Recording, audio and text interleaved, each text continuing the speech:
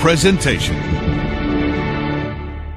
We have with us our special guest adjudicator coming from the organization that is our chief sponsor this year, the First Heritage Cooperative Credit Union. Let's put our hands together for Miss Charlotte Clark, who is a member service rep. And if you don't know, I resigned from there as a senior member service rep, so I'm quite familiar with the kindness of FHC. Good to have you. Joining her, we'll hear a little bit later from Mrs. Doreen Davis, who is a branch sales rep. Make them welcome. They give us the money. We have to make them feel good.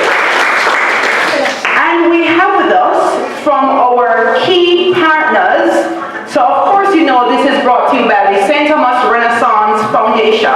And we are partnering with our partners from the Jamaican Association Debate.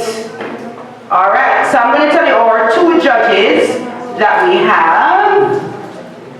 All right, so we have founder and executive director of Jade, Jermaine Barrett.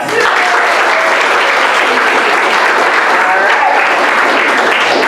And Jermaine is a man with a big vision, and if you understood the pun there, all right, many people in the room understands. And we also have from the Jamaican Association for Debating and Empowerment Limited, Mr. Cleveland Tomlinson. And ladies and gentlemen, let me tell you, he is well accomplished locally, internationally as a debater, and is the current finance manager of Jade. One more time, a round of applause for the gentleman from Jade. And you've been seeing with you in the room, even when the other judges are virtual, none other than Mrs. John Harrison's cousin. All right. And if you're from the parish of St. Thomas, you must have seen her somewhere, either interacting with her events management business, or seen her with her dance group, or with the JCDC, a true community stalwart. So we have an able team of adjudicators. Let's just hear it for the St. Thomas Renaissance Foundation, who is making all of this possible. All right, we are here indeed. Now I know that you are ready for the action, am I right? Yes. Absolutely yes. So let me introduce to you from the Robert Lightburn High School our speakers, Ashley Ann Bennett, Abigail Grant, Nevia Ivy. All right, so that is our government. Yes? Yes. That is our government. All right. You wanted me to talk about the other kind of government? All right, so let's talk about our opposition. We have first speaker, Amoya Chambers. Second speaker, Shanoy Shand. And third speaker, Russell Old Stanley. All right, so what is the mood that the House is looking at today? The mood for today's proceedings for the third place playoff is this House believes that the negative stereotypes associated with the parish of St. Thomas are generally born out of misinformation. I'll say it one more time. This House believes that the negative stereotypes associated with the parish of St. Thomas are generally born out of misinformation. You said to me that you are ready for the action. So right away from the government, let's have the Prime Minister, Ashley Bennett.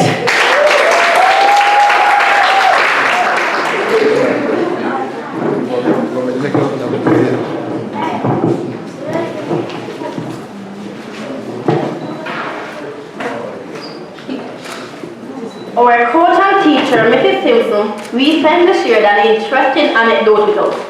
The account is that years ago when she was in college, she was heading home one weekend. Upon bidding farewell to her girlfriends, one of them said, "I will call you over the weekend." At this point, another friend said, "Call? How are you going to call her?" St. Thomas? Our teacher said she responded in shock. Excuse me? To which the friend retorted, I had no idea you guys had telephones in St. Thomas. When I think of St. Thomas, I envision people running around half naked and barefooted. Madam Speaker, honorable judges, my worthy opponents, my colleagues, ladies and gentlemen, good morning. Granted, this incident happened over 2 decades ago and a lot has changed since then. However, this perception about the parish and a number of other ignorant and unfounded beliefs are still widely held. This is because of the misinformed ideas and notions that have been promulgated about the parish. My colleagues and I intend to address this issue and set the record straight. We are here to affirm this House believes that the negative stereotypes associated with the parish of St. Thomas are generally born out of misinformation. As Prime Minister, I will present 2 substantives in favor of this mode. Firstly, while people may associate the parish with Paul Bogle, they have very little knowledge of the additional rich heritage of St. Thomas. Secondly, many are not aware of the human resources from the parish that operate both within and outside the parish. The second speaker will address our natural resources and the beauty of the parish. Our third speaker will clear up once and for all the misconception of Obia. Before getting into the meat of the matter, let us define some key words and terms used in the mood. The Concise Oxford Dictionary defines the word negative as undesirable, unwelcome, or discouraging. Associate is defined by the same source as to be involved with. Generally is an adverb which means in most cases and born out of means existing of a result of or usually. Misinformation is a word derived from the word misinformed, which means to give false or inaccurate information. The Google definition of stereotype is a widely held but fixed and oversimplified image or idea of a particular type of person or thing. A generalized belief about a particular category of people. Madam Speaker, the motion therefore is that the undesirable or discouraging generalization involving the parish of St. Thomas are usually as a result of misinformation or inaccurate. When St. Thomas is mentioned, it conjures up many different associations in people's minds, most times based on preconceived notions. Many people will immediately think of Paul Bogle, and rightly so. This famous son of our soil helped to pave the way for better judicial practices and positive change towards social and economic conditions of the Jamaican people. But what other aspect of heritage within the parish?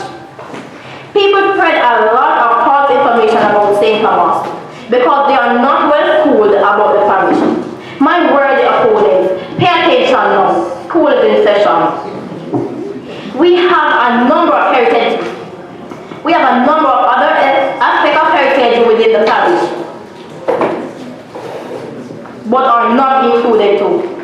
The oldest lighthouse in St. Thomas, the Mark Bay Lighthouse, built in 1841 and listed by the Jamaican National Heritage Trust as a national monument. The mineral spark bath, which was discovered by a runaway slave in 1690s, flows from 2 rocks which produce both hot and cold water. This spring is rich in sulfur and lime and is believed to be very good for treatment for the rheumatic ailments or skin disease. The Mark Bay Courthouse and the Mark Bay Fort located behind the courthouse. The St. Thomas Parish Church, of which the east wall of the church has a brick with the date 1865 baked into it. Our parish is also rich with human resources, but constrained for time, I will only highlight a few. Andre Sutherland, we know him as Popcorn, was born and bred in St. Thomas, and even though he no longer lives in the parish, he supports programs and organized initiatives which directly benefit parishioners. One such is annual Back to School Fest, and another is Annual Fest. Miss World 2019, Tony and C is a St. Thomas native. For her beauty with a purple project, she chooses the Women's Center in Mark Bay and has been working with the Ministry of Gender to improve the facilities. Dr. Gavin Jones, computational chemist and the manager of Quantum Application Group at IBM Research, hails from Seaport, St. Thomas. Though based in San Jose, California, he continued to give back to his parish. Tishana Mullins, according to an article in the JIS Daily Newsletter, is a two-time winner of the Prime Minister Youth Award for Community and National Development, 2014 National Foreign Queen, recipient of the Governor General Award in 2015, a delegate for Prime Minister Barack Obama's Young Leaders in America initiative in 2016. Ms. Mullins resides in the parish and is the founder and manager of Next Step Lifelong Educational Services. She believes in giving back and developing her parish. Many other St. Thomas natives who continue to support the development of the parish include journalist Diane Jackson Miller, track and field star Hansel Parchment, Randy McLaren of Brescia Enterprises, reggae band Morgan Heritage and the Bushman, even the very organizer of this debate. The St. Thomas Renaissance Foundation has an overseas and local contingent that continue to pour support into the parish. Mind you, none of these people are half naked and do not hold their footing.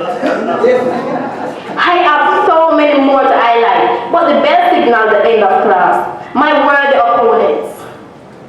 When class convenes with our second speaker, you will be further informed and thus less inclined to bandy about or entertain the negative stereotypes about our beautiful and beloved parish. That is ringing. That sounds a bit accurate there.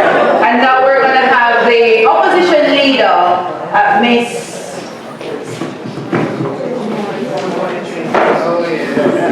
Yeah, so let's do that again. And now we have our opposition leader, Miss Amoya Chambers. Let's hear it.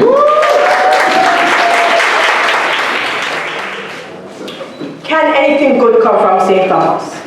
There are many stereotypes associated with the parish, some true and some untrue. Esteemed judges, Madam Speaker, generous sponsors, my opponents and members of the audience, a pleasant afternoon to you all. Today it is my duty to illustrate to you that the negative stereotypes associated with the parish of St. Thomas are generally not born out of misinformation. Madam Speaker, 3 credible points will be presented in support of our belief. Firstly, as the first speaker, I will address St. Thomas as the forgotten parish. This is most definitely a stereotype that can be proven. Our second speaker will demonstrate that St. Thomas is blessed with a wealth of resources, but it is underdeveloped and undeveloped. This is a stereotype that is grounded in facts. It is our reality.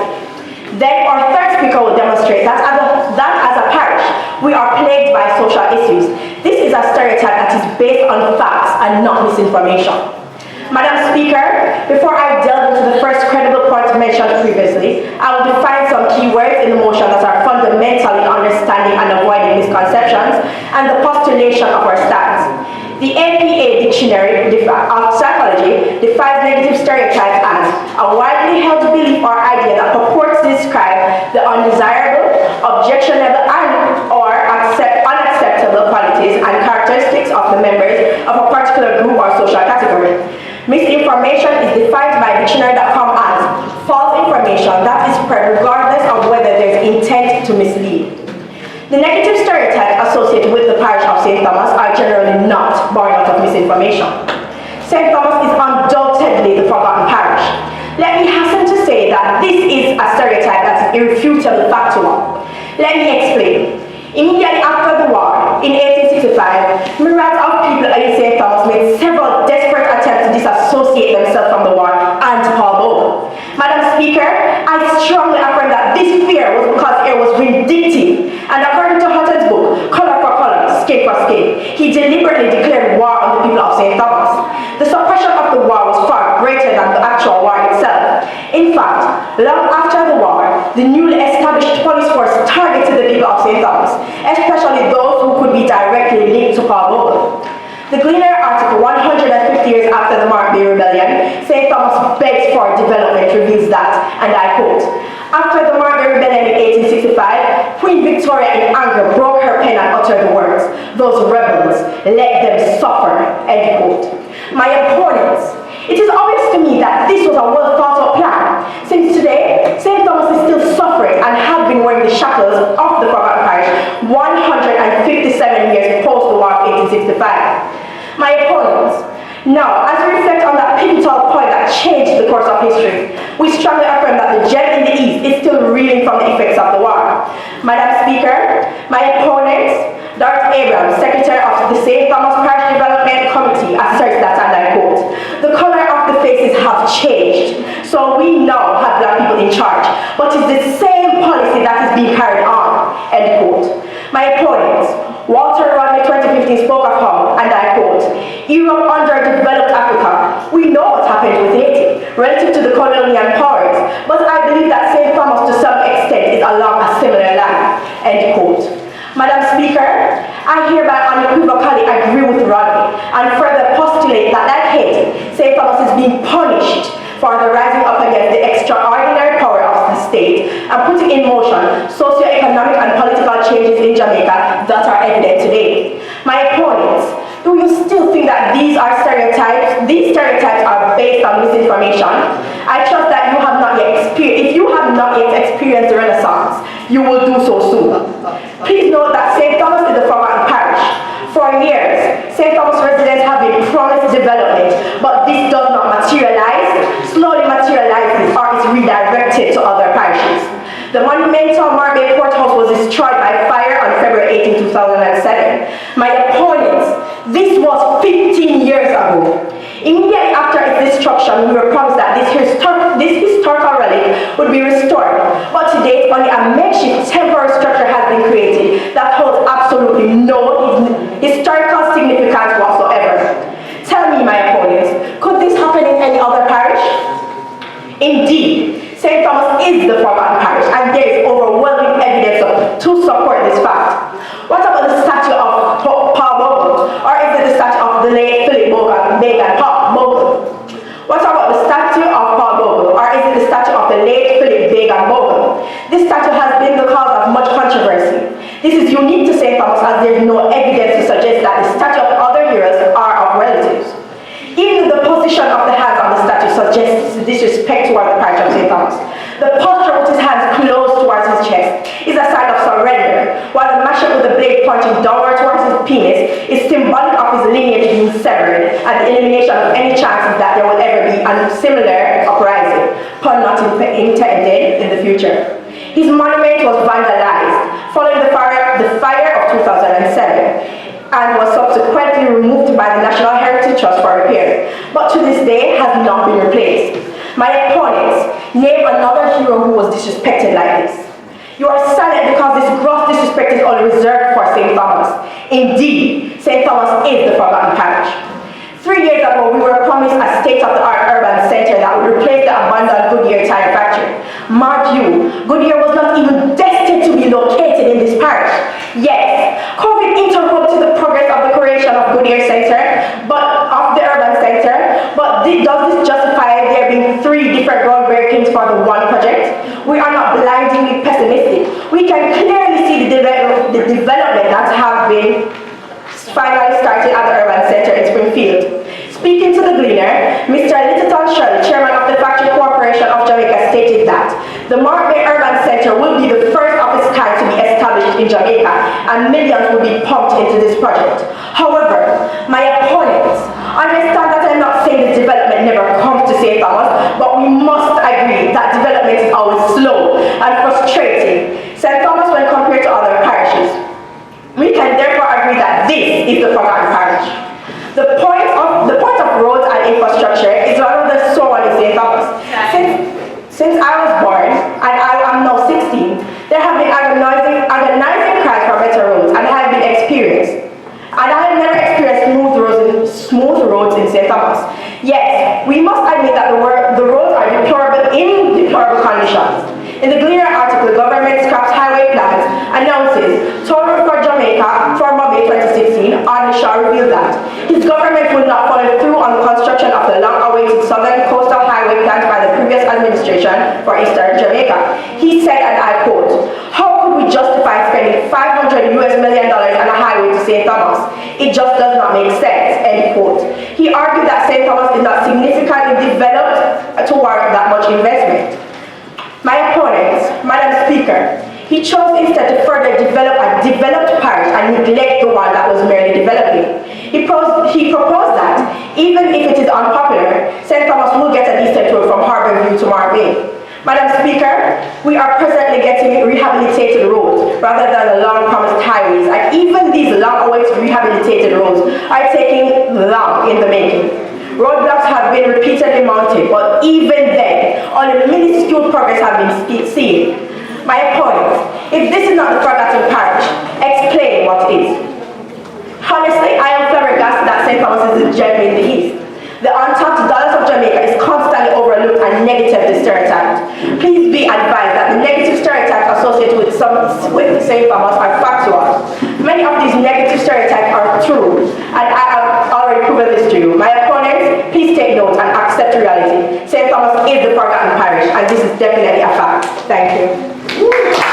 Making our way nicely. We are hearing a long list of human resources and natural resources from our proposition. We are hearing a long list of efforts to keep our parish bounded and shackled coming from the opposition. It is really warming up in the room. Do you agree? Yes. All right, so let's hear from the Deputy Prime Minister from the proposition, Abigail Rapp. On social media. This poem titled, "The Voice of St. Thomas, Tell It As It Is," perfectly captured the essence of the parish. Some of the numerous comments include, "I didn't know that's where Reggae Fall is. Next time I'm in Jamaica, I'm going to visit." Awesome poem, highlighting the attractions, showing off our richness. I am surely gonna visit. I'm sure gonna spend a part of my vacation in St. Thomas. Good lyrics, I learned a lot from it. Madam Speaker, honorable judges, my worthy opponents, my colleagues, ladies and gentlemen, good morning. We now resume class, and I will not tarry. The poem which you can view on social media at your convents mentions some interesting nuggets about the parish of St. Thomas. If more people were thus informed, the negative stereotypes surrounding the parish would fail to exist. Many would have you believe that St. Thomas generally has nothing to offer, a stereotype that has been bred from the bowels of misinformation. These mistruths have also been grossly exaggerated by the media and by some of those who have no connection at all to the parish. Dubbed by many the forgotten parish, St. Thomas has certainly not earned, nor it is deserving of the negative stereotypes that have long since tarnished its name. With a treasury of natural resources and physical aesthetics, fair share of trials, we intend to lift the veil of misinformation from your eyes and allow the Eastern beauty to recognize for all it has to offer. It is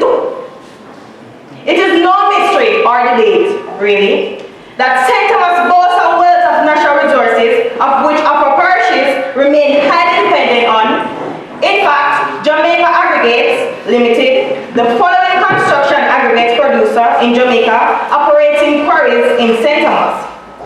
Through this company, the parish produces high-quality sand and construction aggregates. The support construction needs across the island and even around the Caribbean. Many of the homes you live in, the roads you drive on, and the construction projects that improve your quality of life, particularly in the corporate area, have not materialized without a pebble or grain of sand from the St. Thomas being blended into their foundation. Additionally, G. Angus wrote in a journalist article that the Yalas River in St. Thomas, which flows into the Hope River, contributes to almost 50% of the water supply needed in Kingston and St. Andrew. According to the Statistical Institute of Jamaica, that represent at least 345,000 corporate area residents who are dependent on St. Thomas watershed. Moreover, in season, many fruit vendors to the east of supply, many travel from distant parishes and countries just lay their hands on the parish delectable Julie and East Indian mangoes. In fact, many of the plants first brought to Jamaica were induced right here in the parish, including the cotton plant, cinnamon, jackfruit, and breadfruit. To this day, many of our island parishes depend on St. Thomas farmers for a number of crops and herbs, some of which can only be sourced in the parish. Equally as important to the reputation of the parish of St. Thomas is its virgin physical beauty. Many groundless and negative stereotypes have cast a shadow on the parish, creating an off-putting image of rusted barrenness. This could not be further from the truth. In the article, Geography and History of Jamaica, published by the Jamaican Gleaner, the valleys of St. Thomas are some of the most fertile low-lying areas in Jamaica. Not to mention the rusty beauty view of the Blue and Jonker Mountains, which tourists and locals so frequently visit. Together, a section of both mountain ranges is home to some of the most full-studied flora and fauna in the world. In fact, according to the Jamaican Conservation and Heritage Trust, at least 40% of plants found here can be seen nowhere else on the planet. St. Thomas is also home to beautiful sites and recreation areas, such as the Mark Bay Keys, a small group of islands on the coral reef of the coast. Additionally, the Bogle Botanical Gardens, the first of its kind, which established in Jamaica in 1779. It hosts a number of flora and fauna that has been the nursery of many others on the island. Lysine, White Sand, Prospect Holland Bay, Rocky Point, Bob Marley, Retreat, and Roselle Beaches. The Maroon Trail Puna Pass, an 8-kilometer mountain, trailed the Lynx Valley in Portland that trail first used by the Maroons as an escape route during the battles with the British force. Soon be declared a national monument. Reggae Falls, Roselle Falls, a geographical wonder called Judgment Cliff, easily visible from the road midway between Easington and Richmond Vale. Ladies and gentlemen, after this comprehensive schooling, you must agree to the negative stereotypes of our parish being dubbed, forgotten, back-a-bush, etc. are all generally born out of misinformation. My worthy opponents, knowledge is power. Empower yourself and put an end to false hopes. The deputy from the opposition side shall now stand. Which must turn over to the next generation increase and not impure its value. Theodore Roosevelt. Pleasant morning, Madam Speaker, coaches, judges, my opponents, and members of the audience. St. Thomas is a parish that is abundant in both natural and human resources. Though we possess a wealth of resources, the parish is for the most part robbed of these resources. Theodore Roosevelt's words are therefore applied to the situation in St. Thomas, as the resources here are impurely valued because they are ineffectively managed and do not sufficiently benefit the parish. It is indeed a fact that St. Thomas is blessed with a wealth of resources, but it is either underdeveloped and undeveloped. This is a stereotype that is grounded in fact. It is our reality. The Gleaner, the forgotten parish in Rotten Rose 2012, support the fact that St. Thomas is a resourceful parish with an overwhelming reservoir of natural and human assets. However, Shelley L. Flavors, like in St. Thomas, that of a pretty brownie, with little to no stamina, it has been abused, misused, and refused. In St. Thomas, there are 2 markets in Peach River, at least 3 sandpits in the vicinity of Marant District, York, and Seafoot, respectively,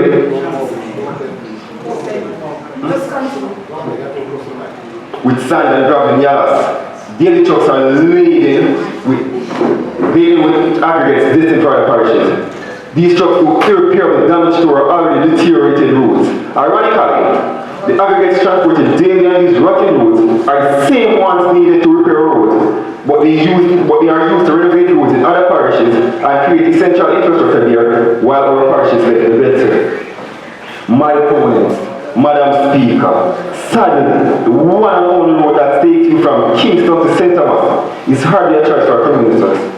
Headlines after headline in local newspapers and other forms of news register the frustration and still only empty promises are made.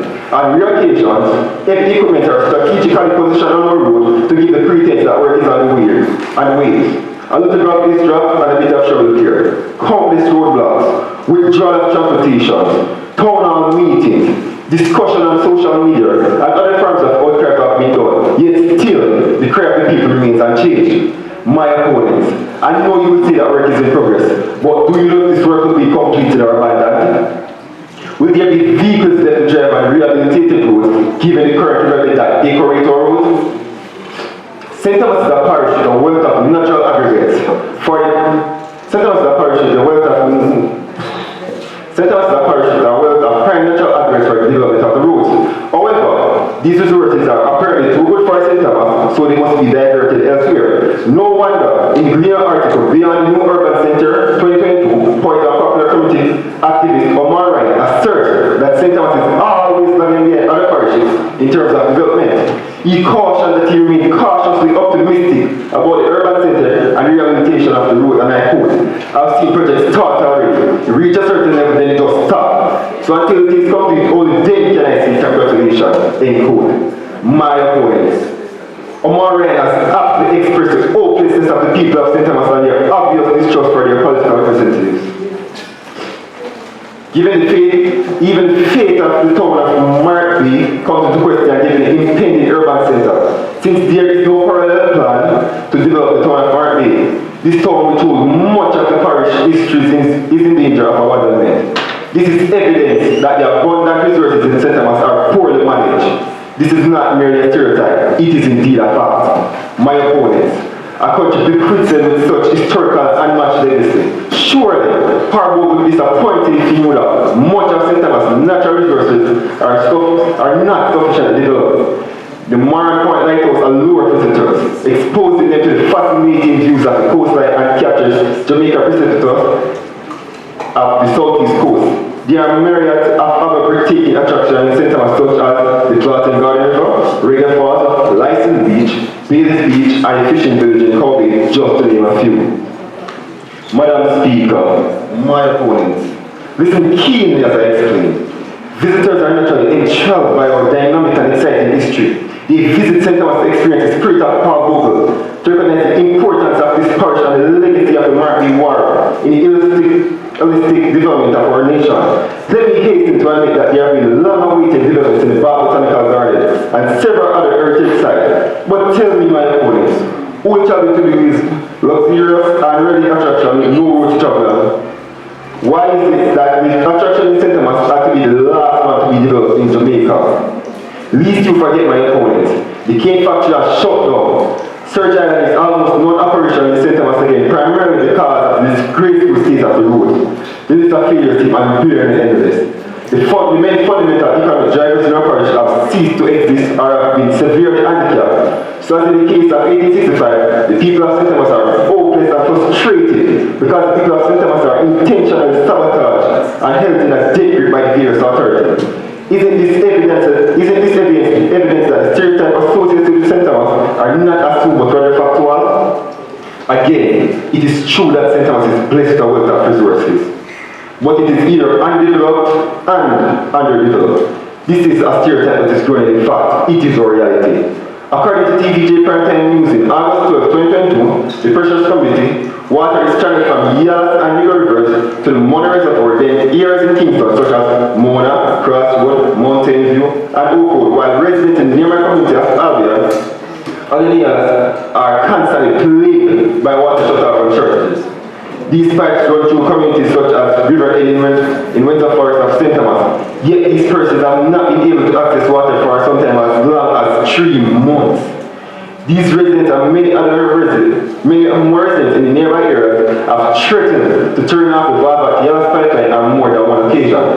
Tell me, my opponent, is the unfair treatment of the residents of St. Thomas a stereotype that is based on misinformation? No, it is not. This is a fact. It therefore comes as no surprise that the frustration of the underdevelopment and total lack of development have led to the many parishes leaving the parish of St. Thomas in search of better opportunities.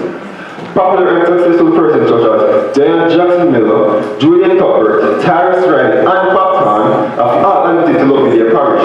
However, they have little to no choice but to leave their beloved parish in order to access better opportunities.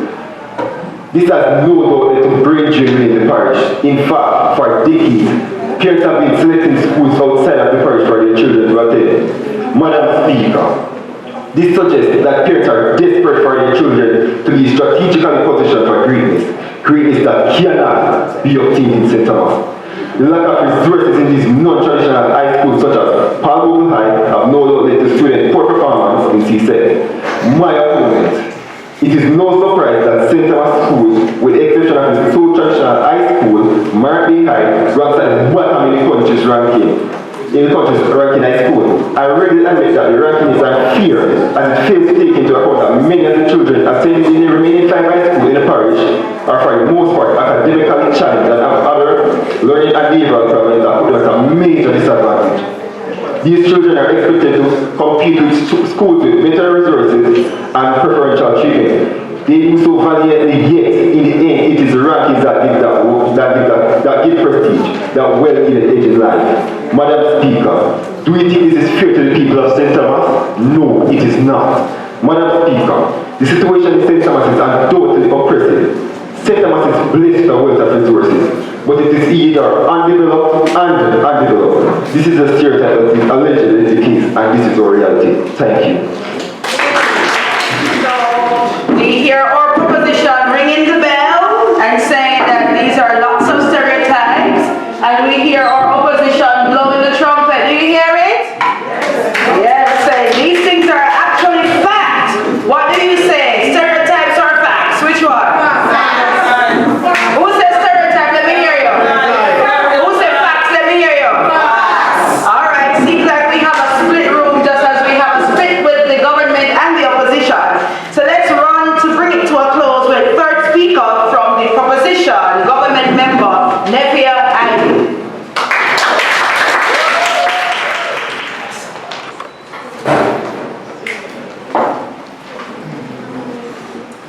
It is said that Miss World 2019, Tonian Singh, the only Miss World to reign for 2 years, did so because she's a native of St. Thomas and strong. I have been to other parts of the island and listened to people having a fuss with each other, trying to intimidate the other party by stating, "Is that right? I'm going to St. Thomasville."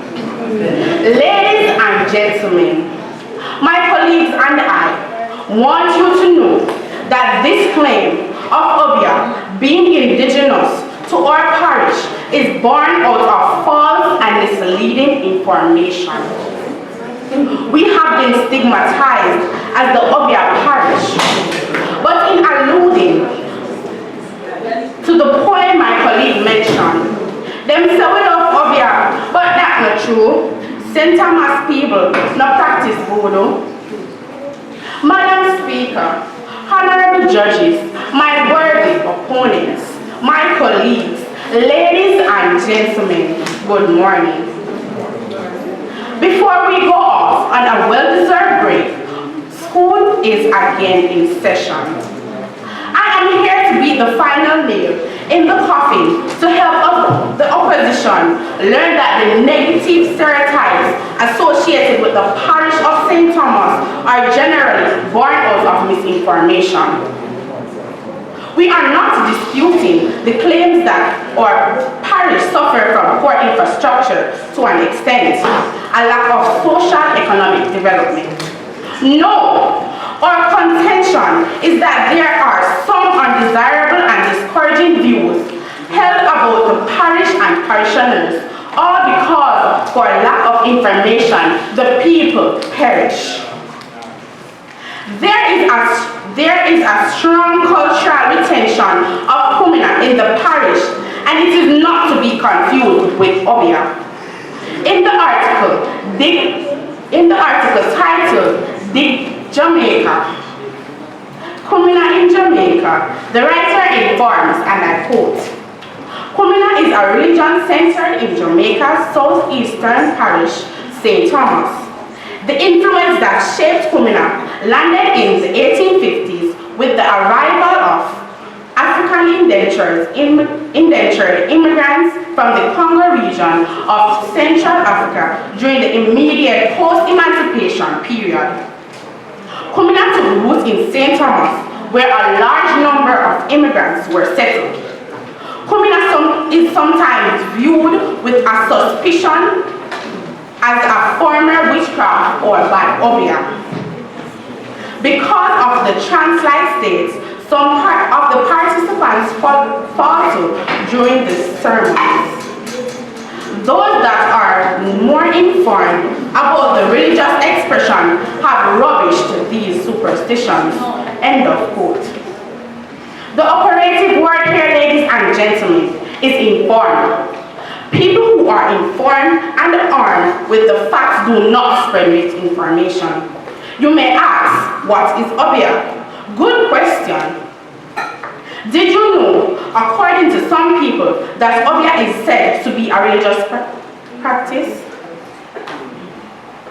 According to an article from Northeastern University entitled, What is Obia? And I quote, Obia is a religious practice based on combination of multiple religions. 1 minute.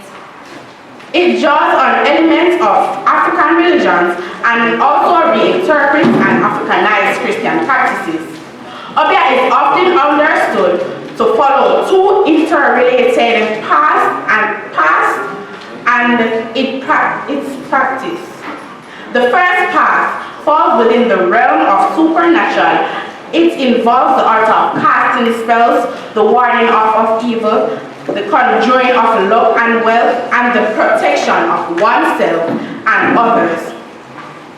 The second related path of obia concerns medical authority and involves the knowledge and use of certain plants and animal products to heal illnesses, albeit in a manner not given credence by European colonial. End of quote. My worthy opponents, it is true that there are some residents of the parish who believe in obia and who practice the religion. However, it is not as widespread as people make it out to be, and those who practice it for medical aspects are not concerned with causing any evil on others. Those who use it to promote negative ambitions are misjudged in the origin, practices, and potency of the religion. Most of all those, be that as it may, obia is not a product of our parish and must not be confused with criminal. In closing, let me reiterate our points. The negative stereotypes associated with the parish of St. Thomas are generally born out of misinformation because people are not aware of our natural and human resources, our scenic beauty as a parish with many attractions and heritage sites, and because the colonizers have indoctrinated people to believe that Kumina and obia are one and the same and both are used for evil purposes. In doing so, they misinform the rest of the country and demonize the residents of St. Thomas. It is time we study to show ourselves approved and quit indulging in falsification and misleading stories.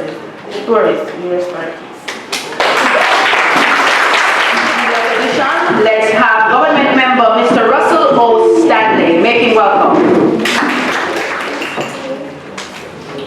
To end the day, we become silent about things that matter. Martin Luther King. Madam Speaker, judges, opponents, and members of the audience. The parish of St. Thomas is plagued with social issues. This is a stereotype that is based on facts and not misinformation. On many occasions, as parishioners, we remain silent about these unacceptable things that really matter.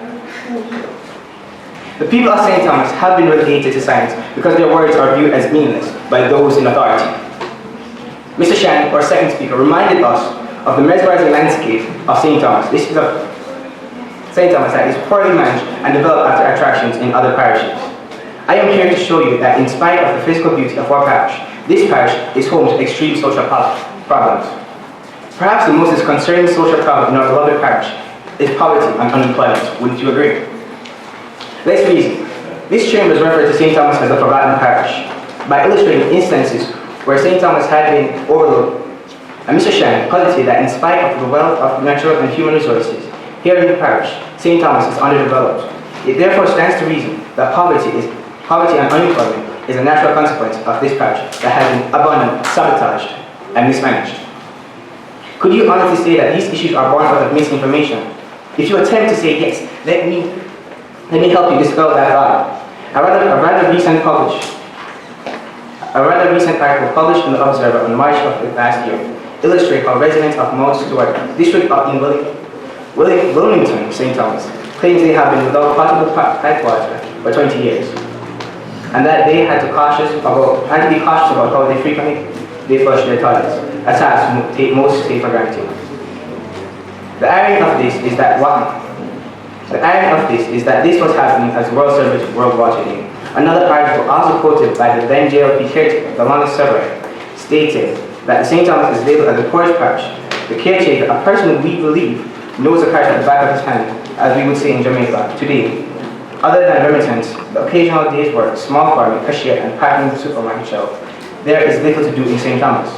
Of course, there are nurses, doctors, police, and educators, but everyone is feeling the pinch. Life in St. Thomas is unbearable, as money is little and the opportunities are scarce. According to Dawn Survey, in former years, the Bogle and Port Martin wards were kept busy exporting sugar and banana. Surrey Island operates outside of the parish. The Goodyear has been obsolete for decades. Most coconut farms were wiped out by the lethal yellow disease, although Michael Black's farm in Nuts River stands to be the parish's premier coconut farm. Therefore, job opportunities within the parish are dismal, and so the residents must find opportunities outside of the parish. Are these born out of negative misconceptions? These almost inevitably lead to relocation, since our roads are deplorable and little further progress can be gained from the parish. It is a chain reaction, hence tax is paid outside of the parish, thus contributing to the development of other parishes instead of St. Thomas. I ask, is this a stereotype? This stereotype misinformation or the sad reality of the forgotten parish? It is by education that we become prepared for our duties and responsibilities in life. Marcus Garvey. An article in the Observer, SDC moves to fix St. Thomas literacy gaps 2022 reveals the reading problem exists in St. Thomas. This is discovered in the recently held summer school program in the parish. The Social Development Commission, SDC, intends to launch a social intervention program to address the literacy gap. According to SDC supervisors from St. Thomas, Darren McCullough, they found some very disturbing things. 2 children, one 7 and the other 11 years old, has never attended school. She shares that the SDD staffs are trying to get the 2 children enrolled in school, but are having challenge contacting their parents. My opponents, it is not surprising that St. Thomas encounters social defiance. In the same way that poverty is synonymous with St. Thomas, incest is. The Observer article, Those Incest Hotspot Parishes 2022, Executive Director of Eve of Life, George Crawford, declares that majority of incest cases she has interacted with from Westmoreland, St. Thomas, and St. Anne. She argues that there are far more cases in these parishes because in most cases incest is not reported. She explains that these parishes have communities that seem to have cultures of incest. She says that what makes it difficult for children spending is with children spending more time at home, the cases of incest are likely to increase, and that the reported specific cases put the victims at risk. My opponents, there are myriads of social issues that are associated with St. Thomas. These are indeed stereotypes, but they are definitely not. My opponents, there are myriads of social issues that are associated with St. Thomas. These are indeed stereotypes, but they are definitely not misinformation. The evidence is clear to see that if you are willing to be honest, you can also identify and provide examples of these issues. You have been observing them as well. You can also understand and provide evidence to support St. Thomas as the forgotten parish. Though the resources of Though the parish has resources, these resources are ineffectively managed, and the primary benefits presidents outside of the parish more than they do the needs of people in St. Thomas. Thank you. So if someone is just joining us online or you walked in the room afterwards, this is the St. Thomas Renaissance Foundation's Paul Bogle and the Warriors debate competition in partnership with the Jamaican Association of Debate and Empowerment. Wow, that is definitely more than a mouthful. And we would have just heard all the presentations from the government and the opposition, and this is the third place playoff match. And if you're just joining us, don't worry, you have not missed the grand finals as yet. But we are going to wrap up the third place playoffs. And to do that, I noticed that both teams actually selected their prime ministers to actually do the reply. Are you ready for the reply? Yes. You know what I love about this? It's not that they're just researching and regurgitating, but they're also actively engaging each other. Did you notice that? Yeah. And then ultimately in the replies, we will see that.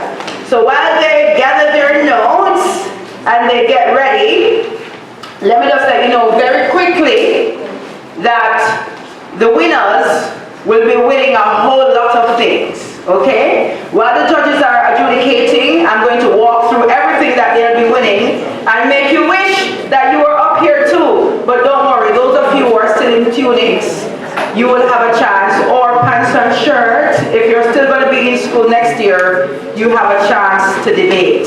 So, from the proposition, let's have Prime Minister Ashley Bennett with the reply.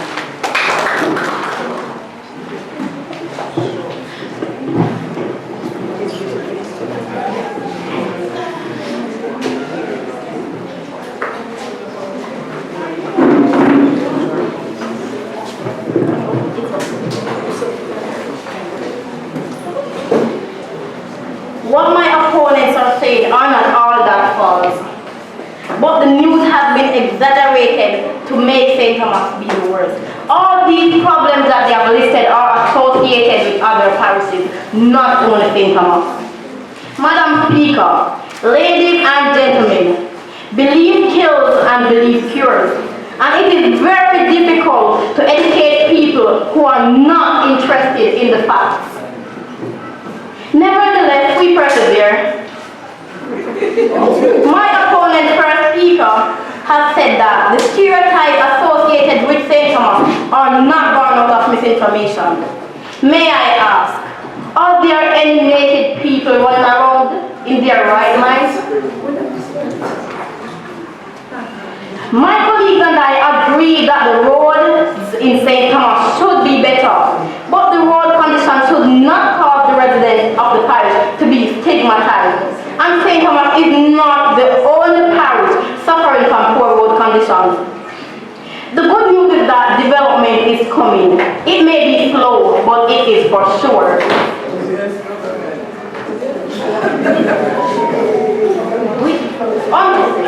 We have 6 public high schools and a number of early childhood institutions.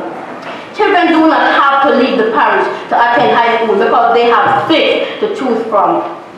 According to a research carried out by the Tourism Product Development Company in 2018, St. Thomas boasts 36 licensed restaurants, not 1 or 2, but 36 licensed restaurants, which vary in time and a few having diverse offerings, such as Chinese, Italian, Thai, and international cuisines.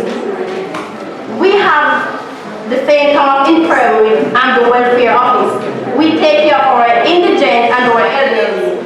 We have the Princess Margaret Hospital and a number of police stations, fire stations, banking institutions, pharmacies, the Active Processing Factory in Seaport, and post offices and remittance services.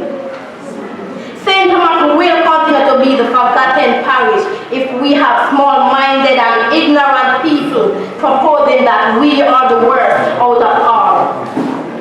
How can someone in their right mind call such a parish with rich heritage forgotten? As my second speaker suggested, knowledge is power, use it.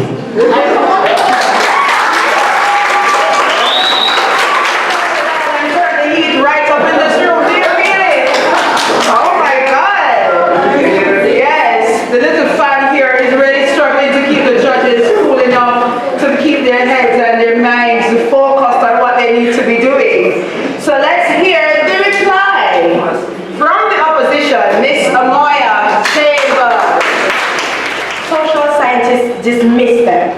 But rather than being universally inaccurate, stereotypes are usually grounded in reality. Lee Justin Aon.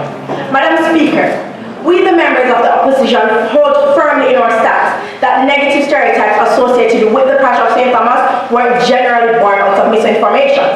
As my competent colleagues have demonstrated, the negative stereotypes of St. Thomas being the forgotten parish is our reality. Why aren't there more investments in the parish? The negative stereotypes of St. Thomas being underdeveloped and undeveloped is our reality. When will St. Thomas be developed to the extent that its capital, Mark Bay, can receive a $12 million sign as we have seen in other parishes? And most certainly, the negative stereotype of St. Thomas being plagued by social issues is our reality. The proposition's first speaker argued that Andres Sutherland, also known as Popcorn, still contributes to the parish as well as other important individuals. But my opponents, do the individuals who seemingly still contribute to St. Thomas reside here? The second speaker of the proposition team highlighted some points that our second speaker addressed. The second speaker of the proposition team implied that the resources are being transported from St. Thomas, to other parishes to be used to renovate the roads of other parishes. Is somewhat good for St. Thomas? My opponents, the trucks that transport these aggregates from St. Thomas are doing irreparable damage to our already deteriorated roads.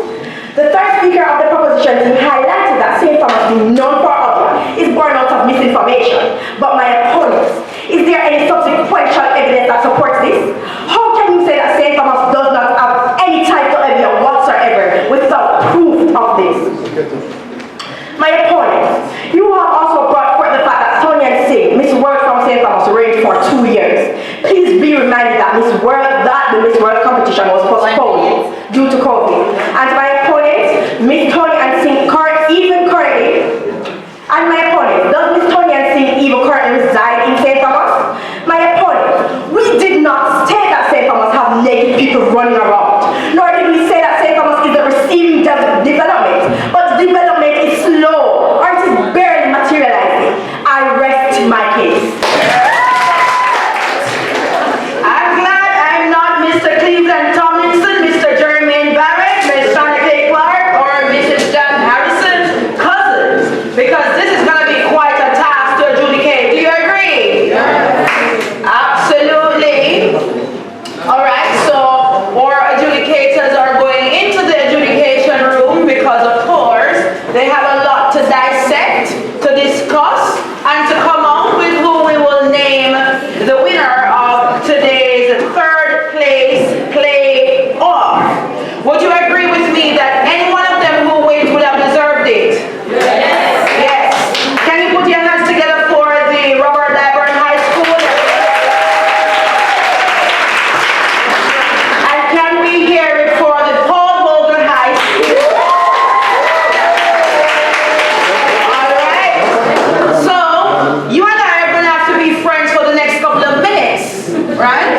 Because we have to wait for the adjudication process to be completed. So let me tell you 2 things that I'm going to ask from the audience, okay? And don't worry, while you're preparing those things, I will go and talk for the meantime, okay? That's what I do, talk with a purpose for a living, and people actually really do pay me for that. All right, cool. So I'm going to want 2 persons to tell me 5 reasons for somebody to move to St. Thomas, to come here and live. Okay? I'm going to want 2 persons. 2 persons, you're going to tell me why you're going to encourage somebody to come here and live. And tell me why they should come here and live. Okay? Alright, so secondly, I want everybody to give a warm St. Thomas welcome to the YMCA. That's the school. Right. So you're seeing some young men in blue shirts. They traveled all the way from Kingston to come and experience the brilliance of St. Thomas young people on a special. Clap on yourself and clap on yourself. Right. So they're here because one of the partners of the St. Thomas Renaissance Foundation, the Jamaica Partners for Purpose. So St. Thomas Renaissance Foundation have extensions in it, right? Like an octopus. So they're making impact outside of the parish. So this project is grounded at the YMCA, and we're working with them to develop their reading skills and help them to become grounded young men. Now, some of the executive members and partners are here, some of them stepped outside, but those who are in the room, can you please stand? Right, so there's Mr. Risa Guy, all the way from that's here, and we have Miss Deborah that supports us locally. Denisha stepped out of the room, and the leader, say hello. Yes. She helps us to make sure everything works on the ground, and we have the man that carried the vision, who don't like too many big ups, Mr. Hilbert Robinson. Also, an executive member of the Renaissance Foundation. So the boys from the Y, I will need one of you to tell me one thing that you've learned since you've been in this room. Okay? So I want you to think about that. He came up here on a learning mission today, not just to look at all the pretty ladies and experience the brilliance of all the young men and women of the parish.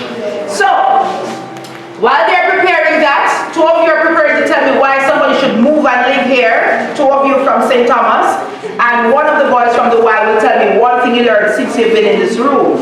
Now, let me tell you the prizes. Do you want to hear the prizes? Yeah. Should I start from first place to third place, or third place to first place? You want to hear the third place first? All right, raise your hand for third place. Let me see if it's three for you guys. Third place first. Raise your hand for first place first. All right, so third place have it. Now, third place, of course, all of them gets the opportunity to be trained, coached, and developed by the Jamaican Association for Debating and Empowerment. And are they debating well? Yes. Absolutely. So everybody would have gotten that. The third place winners will also each get a plaque. Each member will get a plaque. Now, I'm going to tell you the collective prizes at the end, because every single teacher that participated, supporting every single school, will have goodies to get. Okay? So they will get their plaque plus the extra goodies. That's it for third place. Now, for second place, each member of the team, in addition to the extra goodies, will also be getting a tablet. Each member, not just the winner or the Prime Minister. I mean, not just the first speaker or the Prime Minister. First place will get, every single member of the team will get a Chromebook. Yeah, that's good stuff. They will also get the Perpetual Championship Trophy. They will have that in their school. Yes, you can clap it. Yeah. And they will also get a trip to the University of West Georgia. Yes, put your hands together for the trip. So that is being enabled by Jade and also by the St. Thomas Renaissance Foundation collectively to make that happen for our students. Now there's more stuff. Each teacher from all the schools, how many schools did we have in this competition? So we had 6, technically speaking, right? And we had 5 that actually debated. Now all the teachers from the 5 participating schools will get a Chromebook. Yeah. That's good stuff, because usually the teachers work hard and the children come out here and they shine, and we get thank you very much, you'll get the rest of your reward in heaven. Right? Right. But we want the teachers to get something while we're still here on our sojourn on earth. Each school's debating society, which means we're holding you accountable to keep your debating societies active, will get 3 Chromebooks for the debating society to use. That's good stuff. We tell you how much we love the teachers, right? Yeah. Do you love the fact that we love the teachers? Yes. Okay, so make it see that. Remember, we're friends now, we're talking. Alright, so the teacher of the first place and the second place school will get a gift certificate courtesy of Beauty Matters Salon and Spa. Yeah. Including the male teacher. Yes. So you can go and sort out yourself. Maybe get their manicures and pedicures done, you know. Right? Any man in the room I guess their manicure and pedicure is done? I'm just seeing smiles. All right. Now each participant will get a medal because all of you have done well. And then each best speaker will get a trophy. And we would have seen some outstanding speakers during this debate competition. We would have had the preliminary, we would have had the semi-finals, and you are seeing the third place playoff, and today we're also going to be having the grand finals. All right, so the judges might be in there getting a bit excited, so I want to hear from two persons. Don't let me down, don't leave St. Thomas down. Yes, I have one from the green color school. Come along. And I'd like to also have one from another school. All right? So she's going to encourage somebody.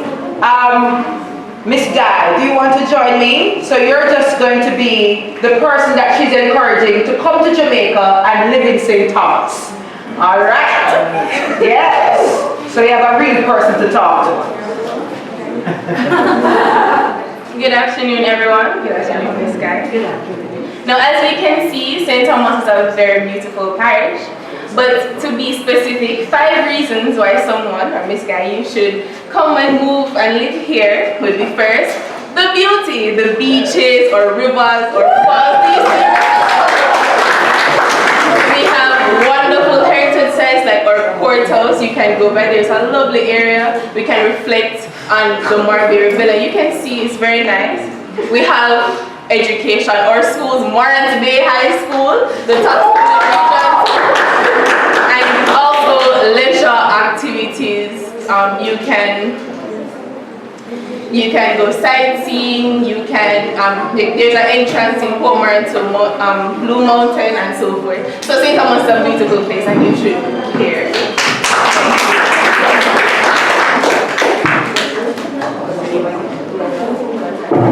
All right, so that was Laurel from Morans Bay High School. Did she do a good job? Yes.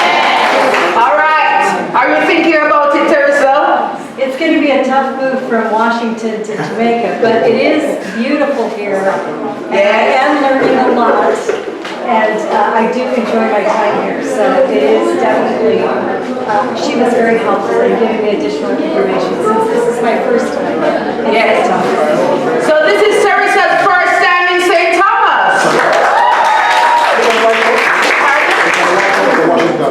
She's not from the White House in Washington. Oh, different coast, Washington. So Washington State. Okay.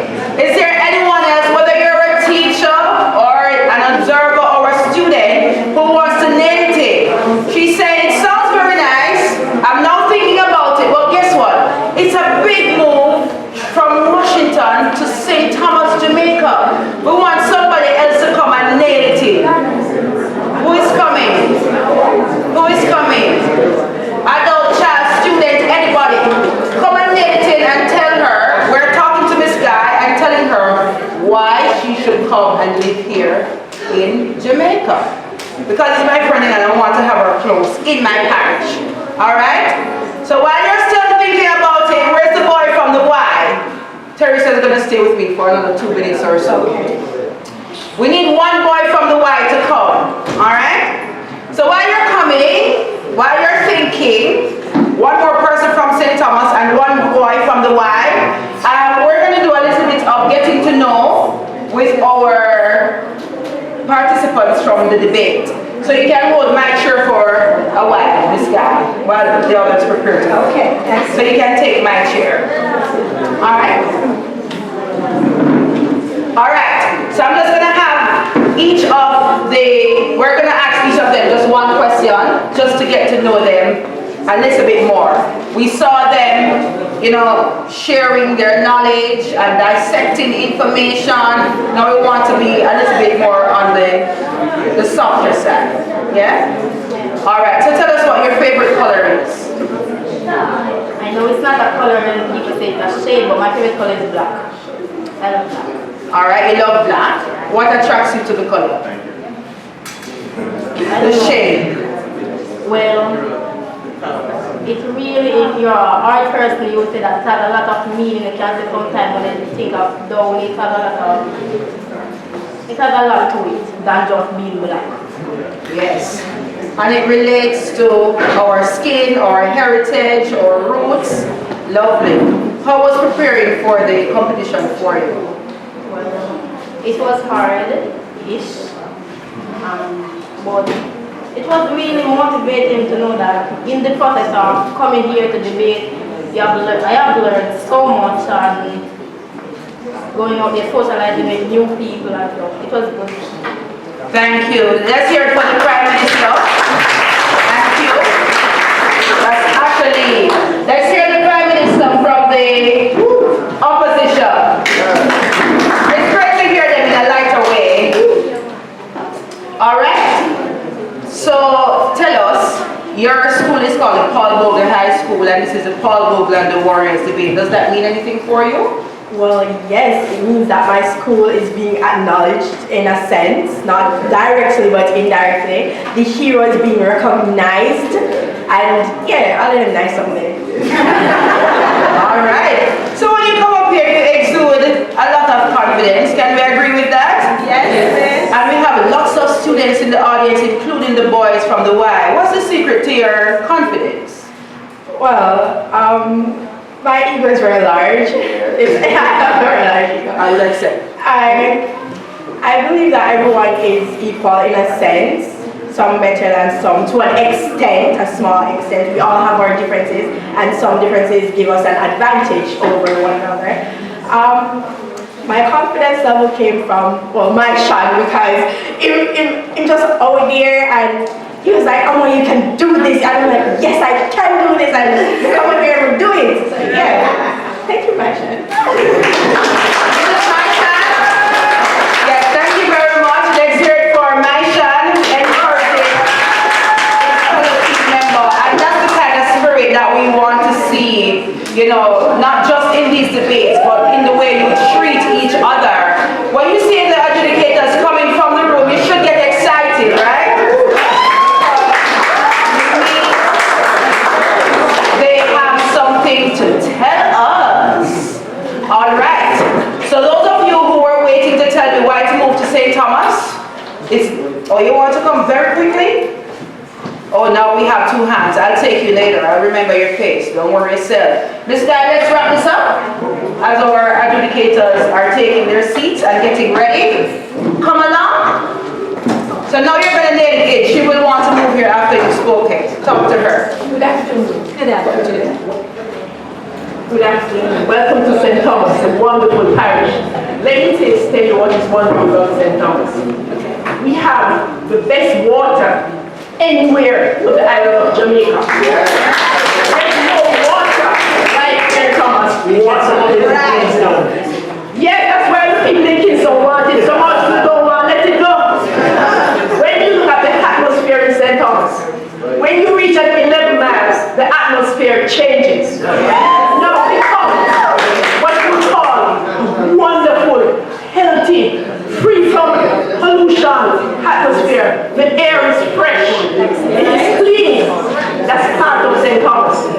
When you look at St. Thomas as a parish, we have a combination of so many different things. That, look here, what we have in St. Thomas, the other parishes they don't have. Everything grow here.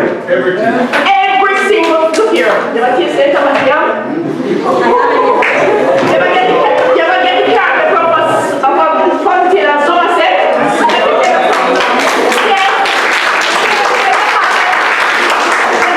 Look here, you buy them, you know, and now 2 weeks later, it is before them spoil, then grew up. You ever tell you? That is St. Thomas. We have the wonderful Jungle Mountains. And what let me tell you something. It's the beach what we have up here. 20 seconds. There's nothing less. There's no other beaches like what's in St. Thomas. When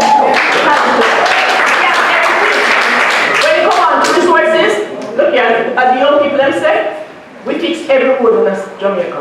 We fix every road. 90% in this island, St. Thomas provides. We have coffee, we have Caribbean, we have palm tree, we have rock stone,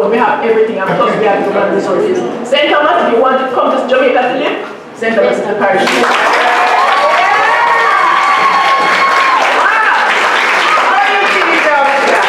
I love the passion and the fact that she talked about the water and the resources, the atmosphere. At my age, I'm interested in atmosphere. Yes. Beaches. I haven't actually been to a beach in Jamaica yet, if you can believe that. So We'll the fix that. beaches of St. Thomas are my first choice. So I will definitely spend more time. Thank you very much, Miss Guy. That was excellent. If I was living away, I would probably think about coming back. We at least convinced her to make this her first official tourist destination to come and spend some time. All right, so that was all fun.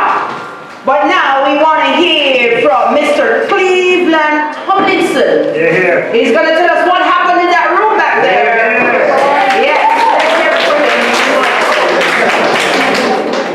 Good morning, everyone. Good morning. Good afternoon. Good afternoon, everyone. Good afternoon. I'm happy to be, on behalf of the adjudication panel, deliver the results and the justification for the results. But before I get into that, they told me I'm low, so let me see if I can project some more and speak into the microphone. Before I get into the results, I want to extend commendation to the debaters. I think that there's a consensus that we can agree that what we saw a while ago was good presentations from our speakers with excellent clarity and precision. And that is what exists. We are confident of among students who are in the parish of St. Thomas. So before I get into the results, let me extend commendation to the teams. Let's talk about what we got out of the debate. I will give you the justification and then I will give you the winning team and the best speaker. The motion that was before the House says, this House believes that the negative stereotypes associated with the parish of St. Thomas are born out of misinformation. What did we get out of the proposition team? Well, proposition came and proposition told us that there are certain stereotypical views that exist, and these are born out of misinformation. What was lacking and was not done by proposition in that case, which would have all gone well for them if they had done, was to identify what these stereotypical views are. We heard that there was one profound stereotypical view, and that was the view that we are parish that practice obia. And there was an attempt by the third proposition to dismiss that particular stereotype, albeit in our estimation as a panel, that was not substantially done. So if we juxtapose what we got from proposition to what we got from opposition, opposition came and opposition told us that these are the stereotypical views that are predominant about the parish, and they identified two. They told us that the parish is considered to be the forgotten parish. And then they told us that the parish has an influx, a raft of natural resources, a strong heritage and culture, but that is not substantially developed. So there's underdevelopment of the resources.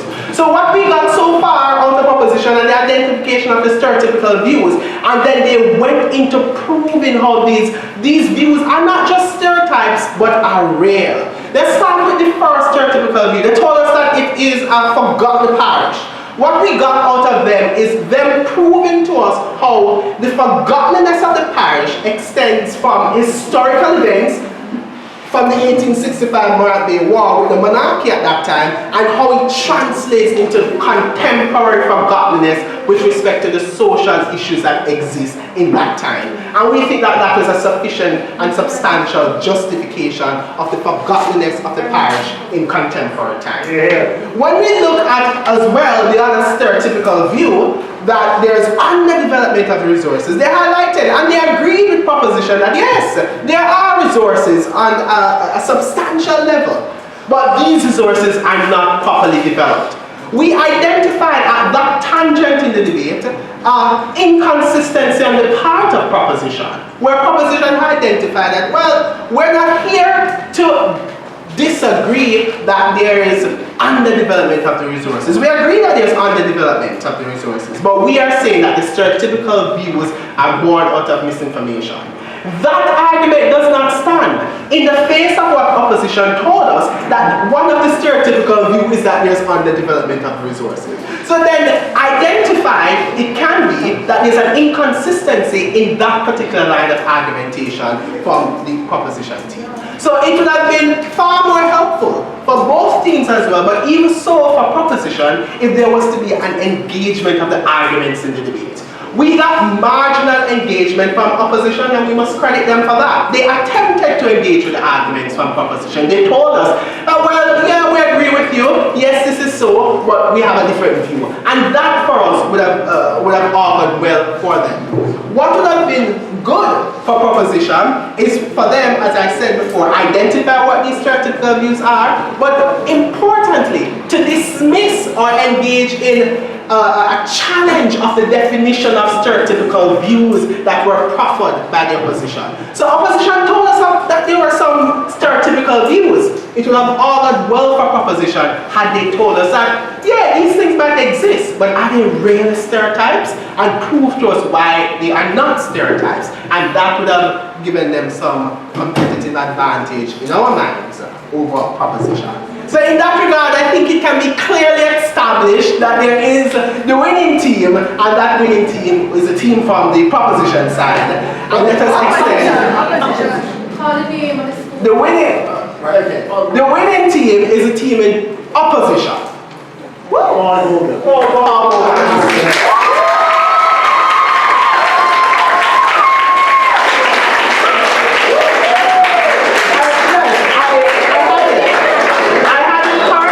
This is proposition and this is opposition, and I said opposition and I pointed to them, so I had it correct.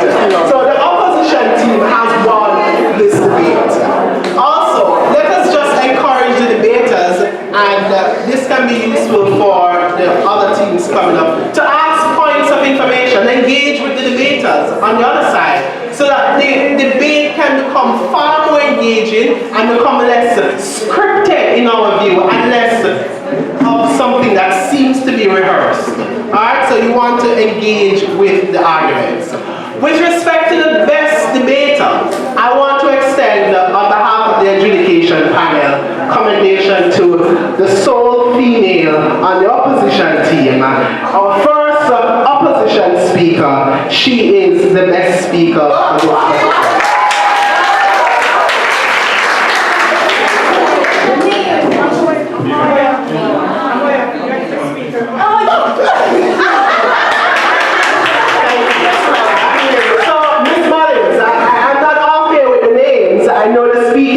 So the master of ceremony will tell you the names. It's my duty to identify who that person is. Alright? Or winners, or in other words, our third place champions in the third place playoff is none other than Bogle High School. Let's hear it again for Bogle. And the best speaker overall for the match is Miss Amoya Chamber. So we're sending lots of love and a big push behind you to not stop at debating here, but to continue to explore your excellence, small up the ego and expand the brilliance. Alright, we'll talk about that some more. Alright. And this is the third time that Amoya is winning Best Speaker.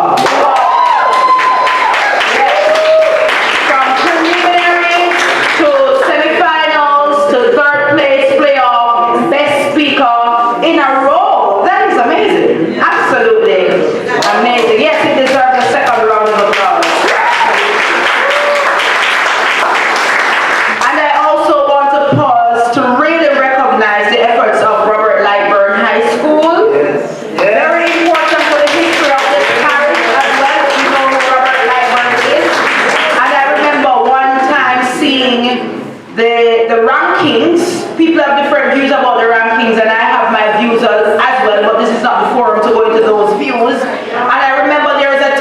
they had our lovely high school somewhere towards the bottom, but the way they have performed here and throughout this debate has nothing to do with that.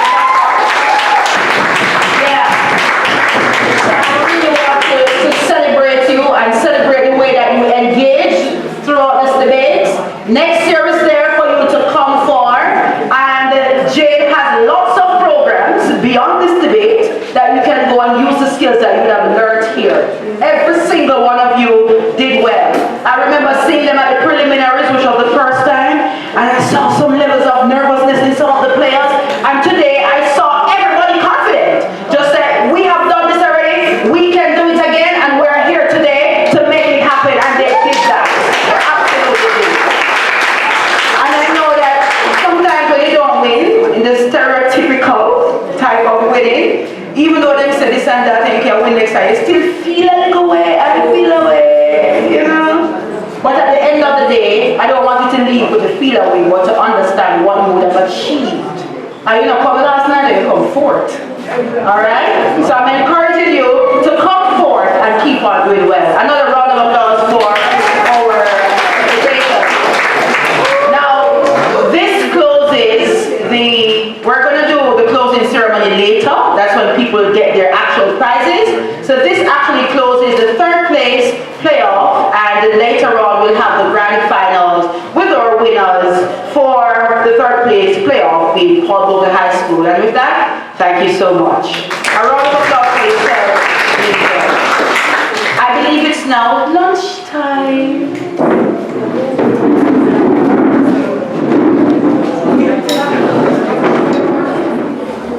Ladies and gentlemen, people of St. Thomas, good afternoon. So you are in the grand finals of the St. Thomas Renaissance Foundation Paul Bogle and the Warriors debate competition in partnership with the Jamaican Association for Debate and Empowerment. If you're excited about the finals, let me just hear that reflected in a round of applause.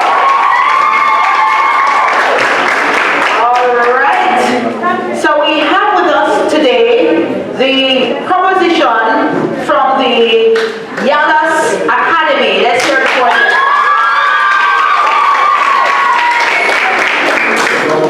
And that's first speaker, Abigail Lim. Second speaker, Daniel Williams. Third speaker, Kimora Cummings. Right, so that's the Blue Royal School.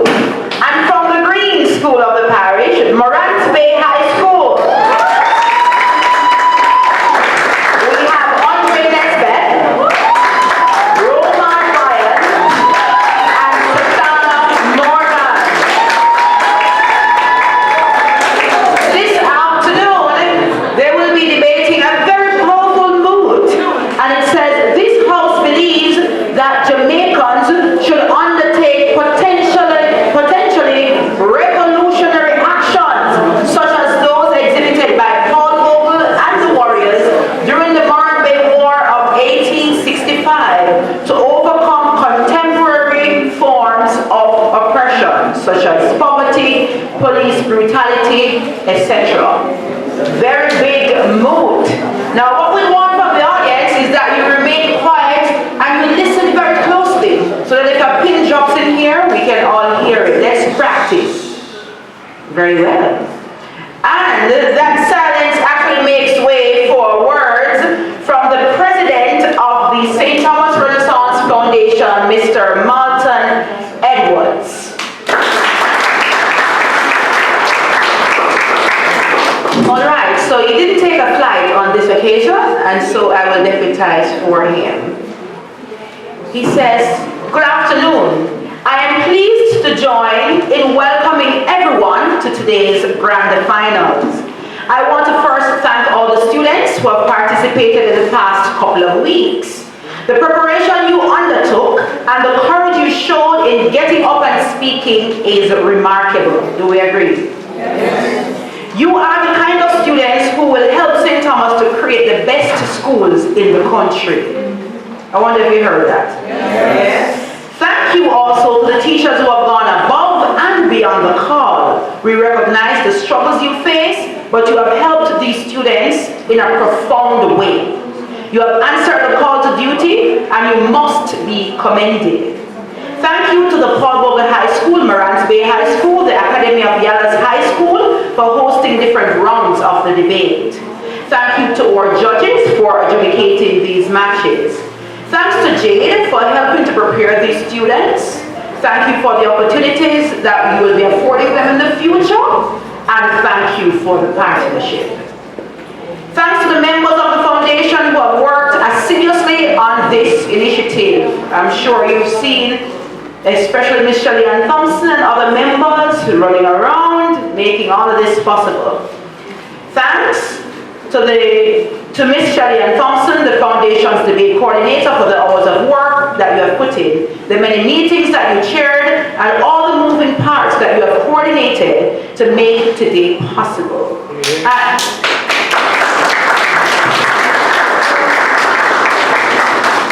And to Mr. Hilbert Robinson, chair of the Monument Committee of the Foundation, whose leadership and patience has helped to make this a reality.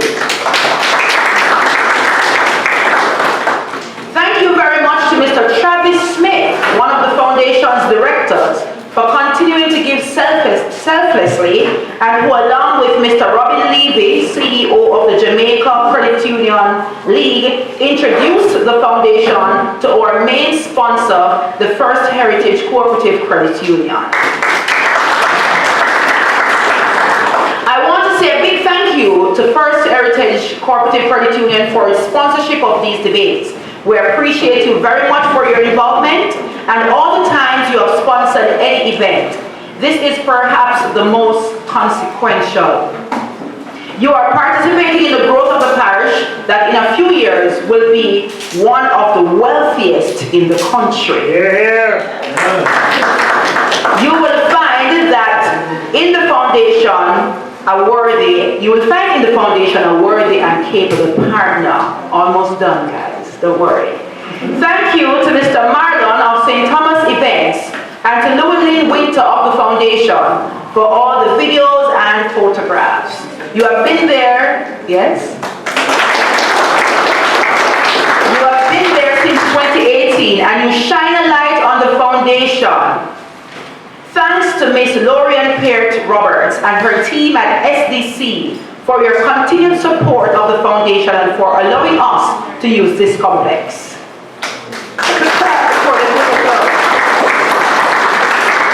And to our moderator, Tishana Indomitable Mullins, Youth Ambassador of the Foundation. Thanks for the excellent job you are about to do and the excellent job you have done in the past.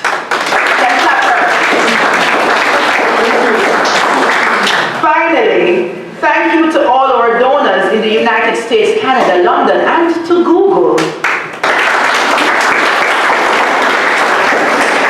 Without your support, we would not have been able to be doing what we're doing. We encourage others to join the ranks. Congratulations to whichever team emerges victorious. You have earned the victory. Ladies and gentlemen, students, this is the St. Thomas Renaissance Foundation, your foundation.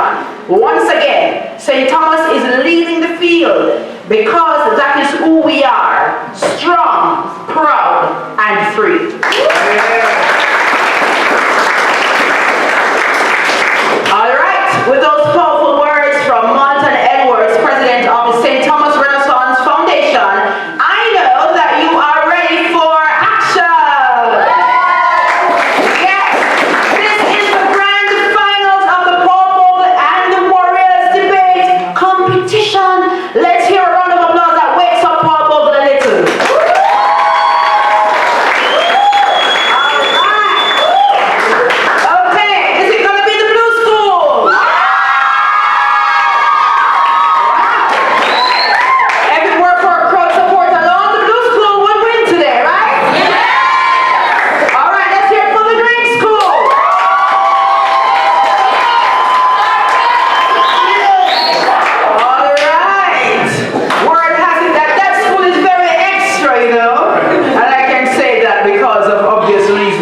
All right. So with that, we make way for the first speaker. Let me quickly remind you of the mood.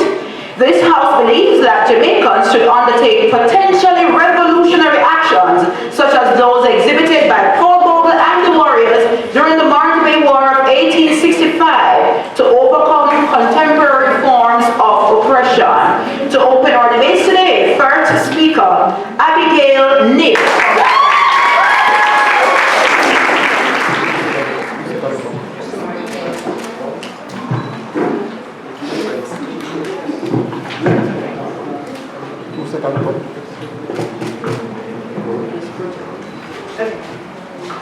Ladies and gentlemen, our most distinguished guests, judges, and my most worthy opponents, good afternoon.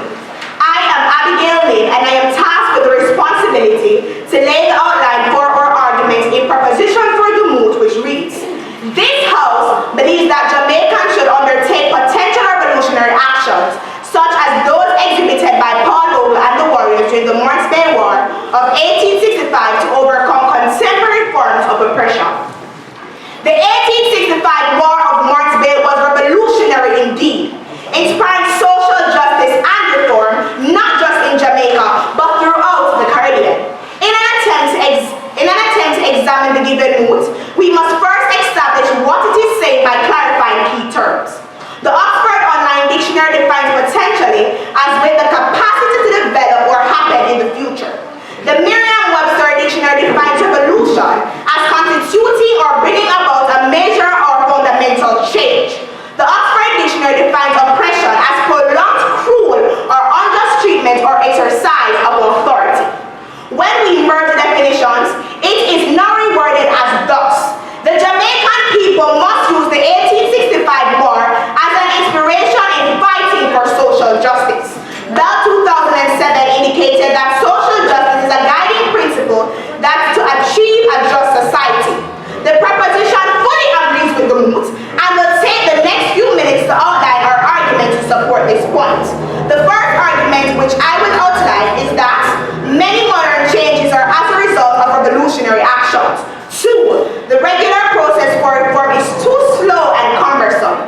3. And the revolutionary actions empowers the masses, give them the chance to determine their own destiny while honoring the legacy of the 1865 war by the continued pursuit of justice and true independence. My teammates will expound on the last 2 points. American historian Howard Zinn once said, and I quote, "Protest beyond the law is not a departure from democracy. It is absolutely essential to it." Ladies and gentlemen, the fight for social justice has been an ancient one. From the time of ancient Kush to Greece to our modern Caribbean and the Americas, revolutionary actions have brought about a more civil and just society.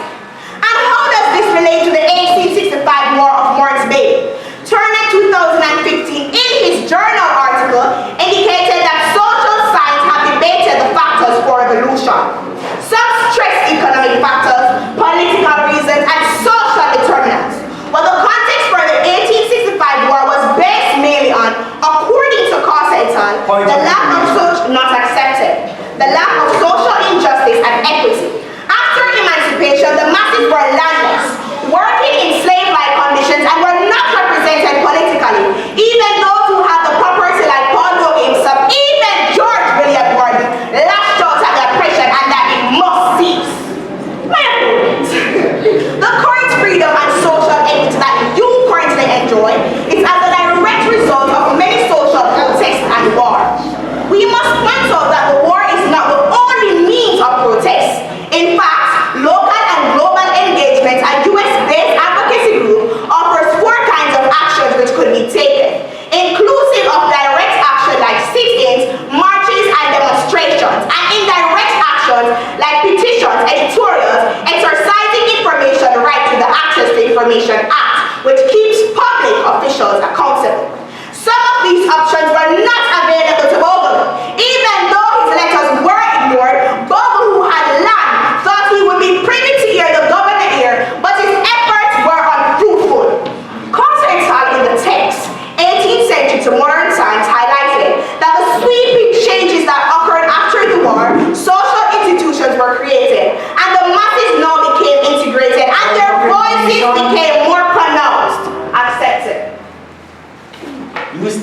the rebellion or revolution led by Paul Bogle was indeed successful and necessary.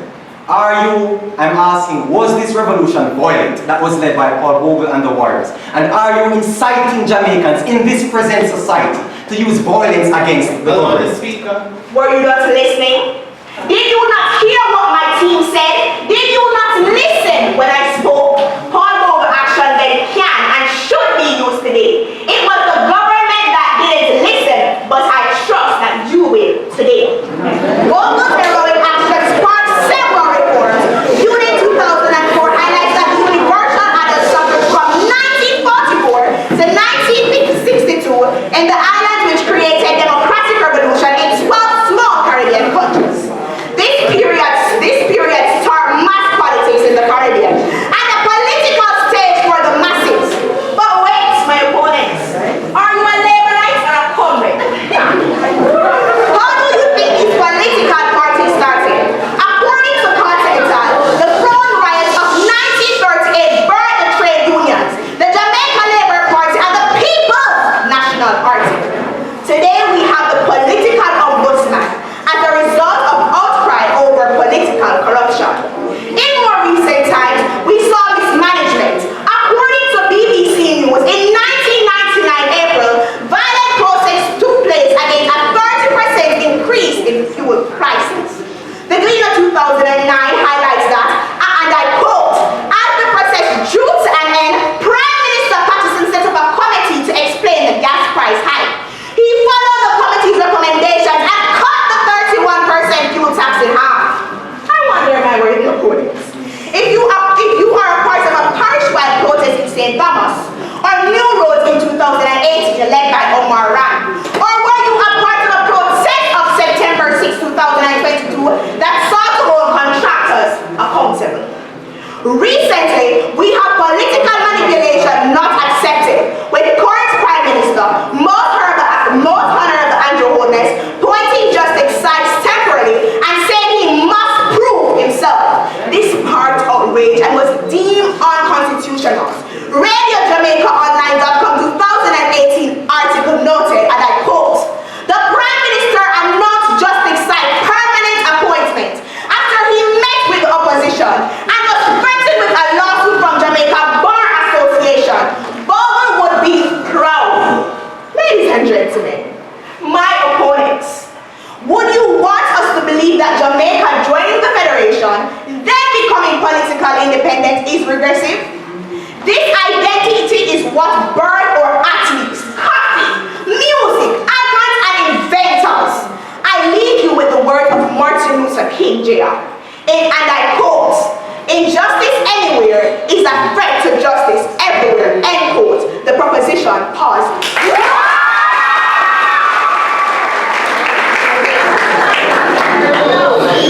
With the roof having been lifted by Abigail Nim, I'm not sure what's going to happen next. So let's have the opposition, Andre Nesbitt.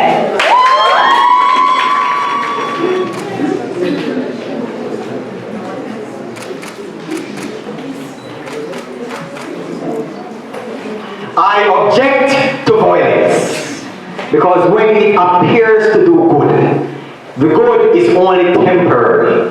The evil it does is permanent. By Mahatma Gandhi. Madam Speaker, esteemed judges, my worthy opponents, good day. As the leader of the opposition, I am here to lay this case to rest in establishing that this House believes that Jamaicans should not undertake potentially revolutionary actions, such as those exhibited by Paul Bogle and the Warriors during the Mort Bay War of 1865 to overcome contemporary forms of oppression. I will outline my three main substantives. Firstly, within contemporary Jamaican society, revolutionary actions similar to those done by Paul Bogle and the Warriors would prove unjustifiable and violent. Secondly, there is a high likelihood that such mutinous acts would be unsuccessful, resulting in political instability. Finally, revolutions often result in declining economies. The second speaker will contrast the conditions in 1865 will be present and show that the two societies are fundamentally different, thus they warrant different responses. While the third speaker will prove that there are better ways to combat forms of oppression than resorting to murder and violence.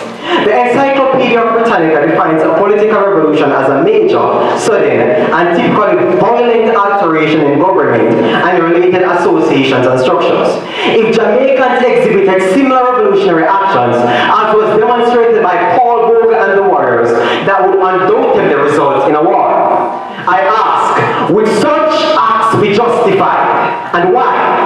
Ask yourselves, does it really matter whether a war is just and morally acceptable? Friends, the first speaker of the proposition just agreed that it is okay, it is justifiable to use violence against the government. Is this morally acceptable?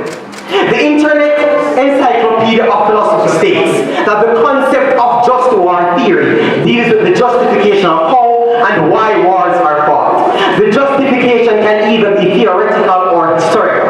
The theoretical aspect is concerned with ethically justifying war and the forms that warfare may or may not take.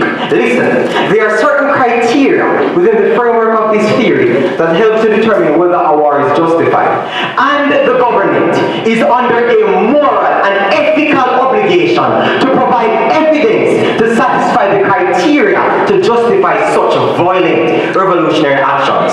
The principles of the just war theory are having a just cause, being the last resort, declared by a proper authority, possessing right intention, having a reasonable chance of success, and the end being proportional to the means used. Madam Speaker, the government has to prove that the grievances of the Jamaican citizens are so terrible, are so unbearable, to the point that violent revolutionary action is the only viable option.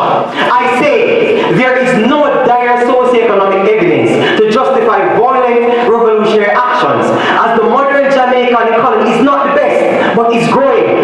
Madam Speaker, things are steadily improving within our country, and revolutionary actions against the government would not only hinder this growth, but plunge many citizens into further poverty. The World Bank states in 2013, Jamaica launched an ambitious reform program to stabilize the economy, reduce debt, and fuel growth, gaining national and international support. Public debt fell below 100% of GDP in 2018 due to 2019, and is expected to decline below 60% by 2025 to 2026, in line with the provisions of the Fiscal Responsibility Law. The rate of unemployment also fell to a historic low of 7.2% in October 2019, which is almost half the rate at the start of the reform program. Friends, inequality in Jamaica is lower than most countries in Latin America and the Caribbean region. Poverty is expected to decline further with rising per capita GDP, low unemployment, and strengthened safety nets. Do we really think violent revolutionary actions are necessary? Philosopher George Santayana wrote, "Those who cannot remember the past are condemned to repeat it." Do we not remember the bloodbath of the Haitian Revolution? Around 75,000 French people died, a dramatic contrast to the more than 350,000 black people who were killed. Do we not remember the violent suppression of Paul Bogle and the warriors? Approximately 500 persons were shot and hanged, and this figure does not even include the countless number of victims who were severely flogged and died as a result of harsh treatment. Must I highlight the genocide of the French Revolution?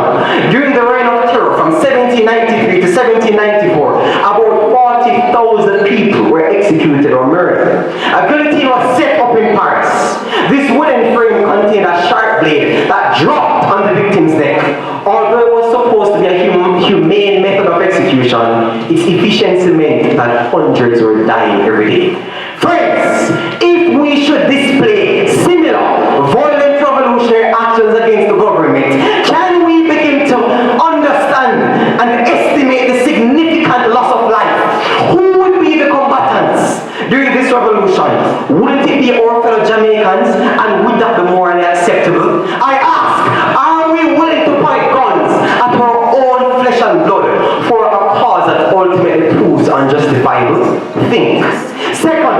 there is a high likelihood that revolutionary actions will be unsuccessful and ultimately result in political instability. Madam Speaker,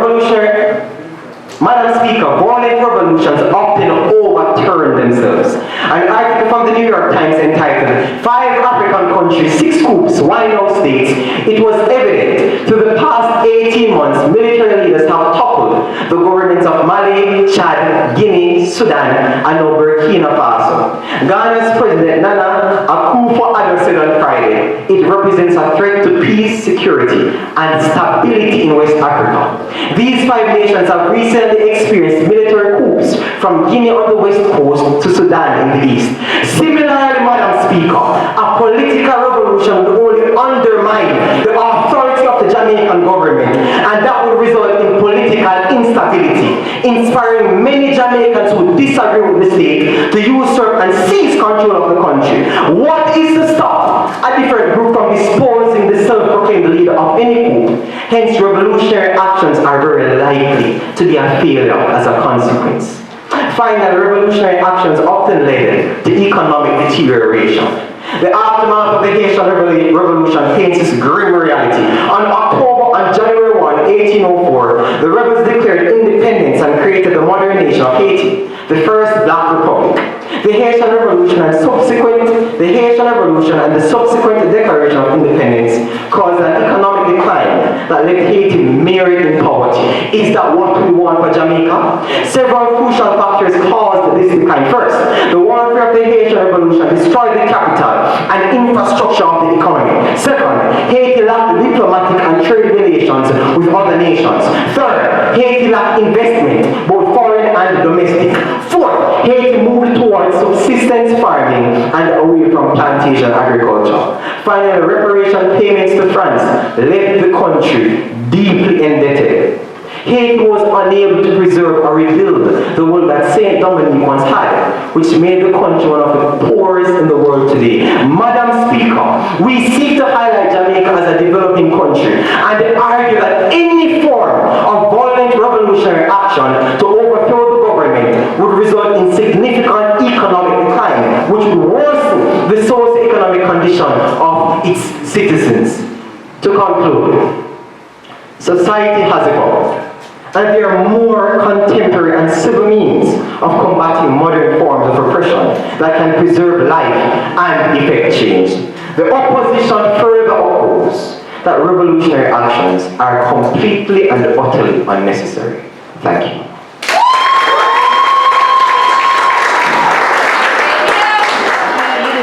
Debate competition somewhere. With this level of debate in this room, do you agree with me? Absolutely so. I almost thought I went back to my teaching journey and was in the UK in Parliament or somewhere. Do you agree? And I'm talking about from both sides. Very, very powerful indeed. The proposition says our socio-economic conditions today calls for revolutionary action. Here, the proposition says that will create the opposition a grim reality, and there are more contemporary and civil means. What do you say? Civil means.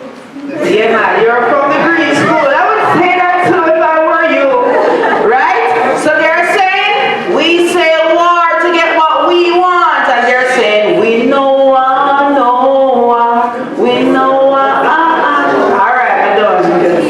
Ladies and gentlemen, this opens the floor for the second speaker from the proposition, Mr. Daniel Williams.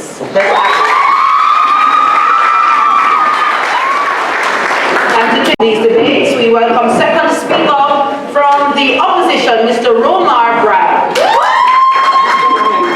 Wants us to believe that revolutionary actions, similar to the ones used by Bogle and the Warriors, which was mainly violent attacks, is the best and only means of counteracting the contemporary forms of oppression seen in our society today. This could not be further from the truth. What the government fails to realize, based on the first and second speaker's points, is that Bogle was living in a completely different time than the one we are living in today. It is a time where we're not the majority, we're not the minority, but the majority of people people could not afford necessities such as food and clothing, where most were unemployed, where people were dying and suffering, a time where people were beaten and whipped to death for crimes such as stealing a single loaf of bread, according to Edward Underhill in his notes. Point of information. Accepted? Paul Bogle didn't want to be a slave master. He was, of course, one of out of 1,000 that owned land. Why was he fighting for others to own? What did he want more persons to own land? Why did he want more persons to own land? Why was he advocating for the people? As I said before, Paul was living in a different society than we are living in today. And the means of oppression that they were seeing is different than the ones that we have today. And as I will get to in this speech, the voice that they had as citizens are not the voices that we have as citizens in today's society. Under these intolerable circumstances, Paul Bogle, as your second speaker mentioned, still made an effort to use means of civil disobedience, seeing where he marched to Spanish Town to air his grievances with Governor Eyre. But as I said, it proved unsuccessful. Why? Because it's a different time. They were not represented by the government under the old representative system. Under the old representative system, the government did not represent the majority. You would have to own land to vote, and even when you owned land and had the right to vote, your voice was still not heard. Why? Because you voted for members of the assembly. You did not vote for, you voted for members of the assembly who were advisors to the governor, whose voice was the only one heard at that point in time. With all the evidence stated above, and as my first speaker pointed out, Paul Bogle and the warriors were just in using the means that they used in an attempt to overthrow the government. They were forced to be ruled by back in 1865, but now is a different time. I don't want to answer. Sorry. No, take the time to look around in our society. I ask the government especially to look at the conditions we're living in at this time. There are many issues and forms of oppression, such as poverty, acts of police brutality, political corruption, and so on. But are we living under the same circumstances that Paul Bogle was? No. In society, no. Jamaica 2022, we have a voice to air out our grievances with the government, and they have to listen. Why? Because we as citizens of Jamaica 2022 elect who it is we want to represent us, and we as the majority have the power to remove persons who do not conform or do not answer or live up to our expectations as citizens. In Jamaica 2022, we have a representative system of government, a democracy, meaning we, through this democracy, have a seat at each and every table discussing issues such as poverty, police brutality, corruption, and so on.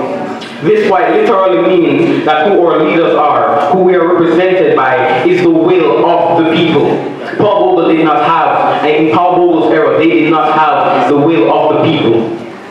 By promoting use of violence through revolutionary actions, the government must prefer authoritarian means, where a minority imposes their will onto the majority, similarly to what it was back in 1865. By promoting means of violent uprisings, the government has bypassed each and every single means of letting our voices as citizens be heard, such as voting. According to CVM TV, at the last general elections in 2022, only 37 of the registered voters turned out to vote, the lowest it has been since independence. We as citizens need not turn to means of violence when we have not exercised our most basic right to vote and choose qualified and competent representatives. We as citizens have not properly utilized means such as holding the government accountable through organized protests, written and signed petitions demanding access to government documents and financial records, and using social media to properly air out complaints. We have also not taken our rightful seats at the table in forming policies to deal with corruption and police brutality. One such means is by giving more funding and power to income. We as citizens have a democracy, but we have not taken the time out to properly place input on government policies such as the National Poverty Reduction Program. Have we held our government accountable in making sure these programs are properly implemented? Have we as citizens taken full advantage of acts to combat corruption, such as the Corruption Prevention Act of 2000, Access to Information Act of 2002, and have held government liable when they breach these acts? Now I ask, did Paul Bogle and the people of 1865 have rights like these? Why would the government here irresponsibly promote revolutionary actions which led to the deaths of numerous people, 400 of our forefathers, when we have all of these means to properly and justly combat contemporary means of oppression? Finally, if Paul Bogle and the people of that time had been in our era, where they had all these means of airing grievances with their governments and correcting these contemporary means of oppression, would you as the government, would you as the audience condone and promote the revolutionary actions that were taken at that time? Think about it, and thank you. Proposition sweating. I see the members of the proposition writing and getting ready for the reply. Things are warming up. Well, things are hot. This is not even warming up. It's blazing, right? Yes. Are you feeling the heat? Yes. Absolutely. It's a barbecue. So there is a barbecue. And you're over there toasting. Right? Let's do a little fan here. So they're saying Paul Bogle was writing from 1862 and nothing happened, don't it? The process for reform is slow and cumbersome, and they say good things take time, but that's just a crutch. Where is the fire in your belly for revolution, people of St. Thomas? Yes.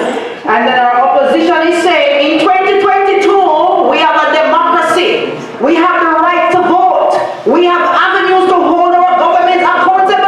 Are you holding them accountable, people of St. Thomas? No. All right. So a good story about both sides now. Where is the pump of the fire in your belly? You have it? Yes. Are you holding the government accountable? Yes. Are you? Yes. They're asking. Oh, yes. She said yes over there. All right. Cool. Now we are ready for the final speakers. Are you ready? Yes. All right. Yellow High School, how you feeling? Good. Academy of Yellow High School, how you feeling? Good. Morans Bay High, how you feeling? Ready. Ready. You're feeling ready, feeling good. All right. Now let's welcome third speaker from the proposition, Kimora Cummings.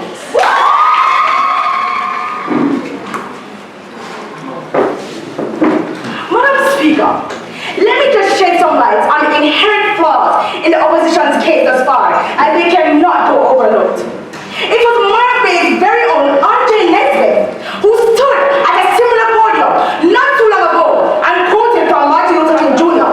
That, and I quote, "Freedom is never voluntarily given by the oppressor. It must be demanded by the oppressed." In other words, Madam Speaker, what Mr. Nesbitt is saying is that it is not the opposition who will emancipate us from our oppression, such as poverty, effects of political corruption. Point of information. Not in the first. It's still in our first minute. Continue. Effects of political corruption, police brutality, or even mismanagement. We are the ones who need to unshackle, liberate, and release ourselves. We are the ones who sometimes need to take matters in our own hands in order to liberate ourselves from that which keeps us from our fundamental human rights. Point of information. Yes, sir. I stated that quote, but Martin Luther King Jr. did not use violent means of achieving social change. So what are you trying to say? Did you hear me say that, sir? You stated that I said that freedom... Order. Continue, speaker. Okay. Did you say? Continue. What did you The UIC, who like Bogle seeks new system of betterment. As my first and second speakers collectively pointed out, farm oppression existed during and even before the Mark Bay War of 1865, and they very much exist today. This is why Mr. King, in 1963, almost 100 years after the War of 1865, was able to pen those famous words because he too lived in an era of oppression. Madam Speaker, honored judges, gracious sponsors, ladies and gentlemen, and my opponents, good afternoon.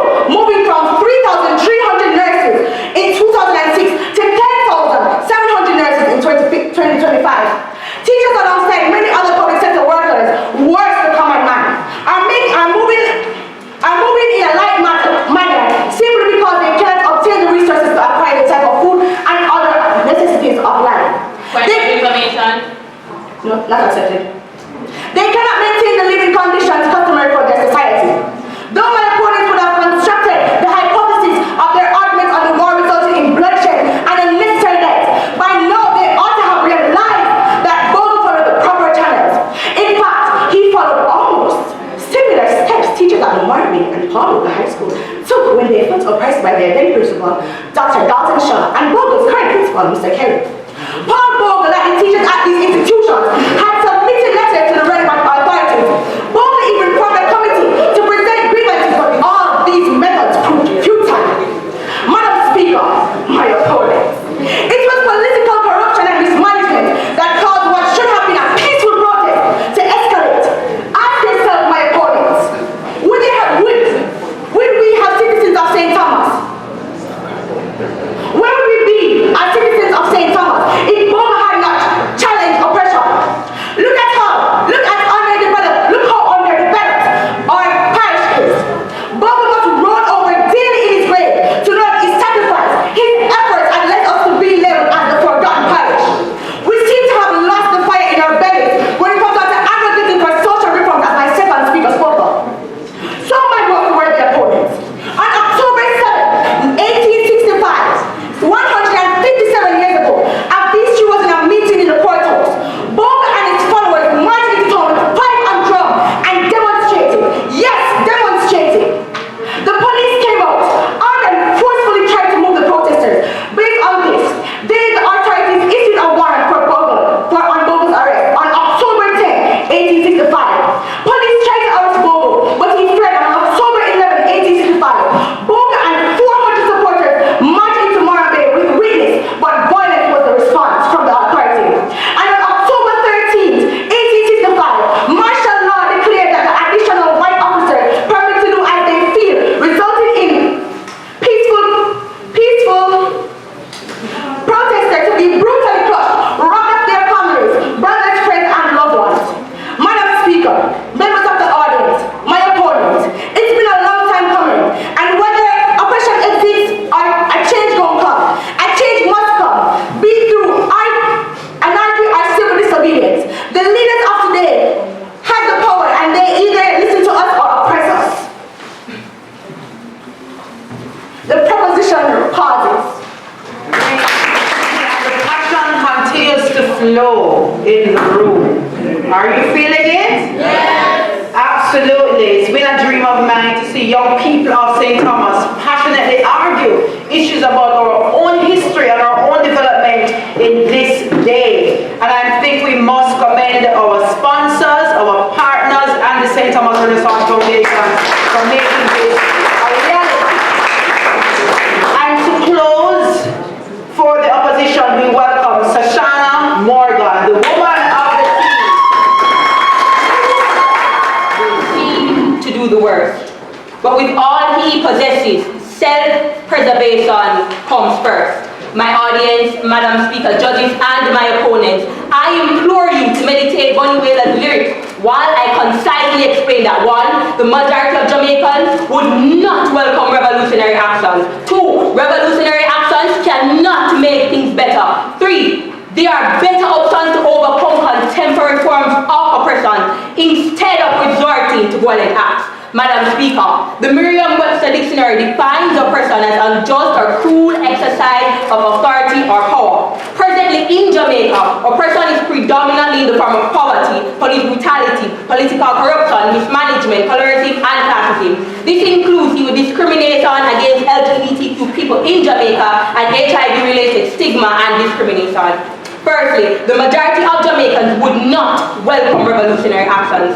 My opponents, this is not 1865. We must take into consideration that 1. Now it is the people who elect their local leaders and representatives. Number 2, the collective consent of the Jamaican society screams anti-violence as violence spills over in more citizens' backyards as well as the economy.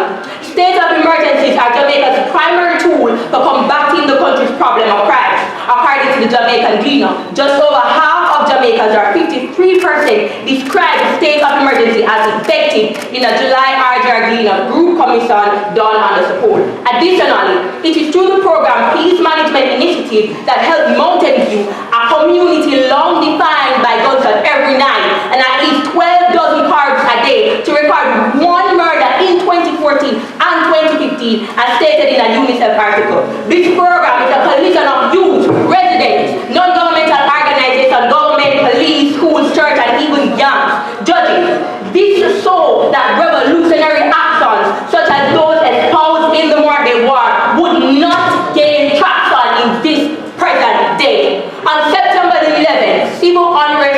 escalated in Haiti when Prime Minister Henry announced that fuel subsidies would be eliminated, causing prices to double. Haiti's most powerful gang blocked access to the largest fuel terminal, vowing not to budge until the Prime Minister resigns and prices for fuel and basic goods go down. Parents are afraid to send their students to school, and prices for fuel and basic goods go down. Fuel and clean water are scarce, hospital, banks, and grocery stores are struggling to stay open. In a report by GoNews.com, a citizen Simon voiced that he was not worried about the ongoing cholera crisis, but his biggest concerns are gangs and increasing young children carrying guns. He went on to say, and I quote, "We don't know if life will go back to normal.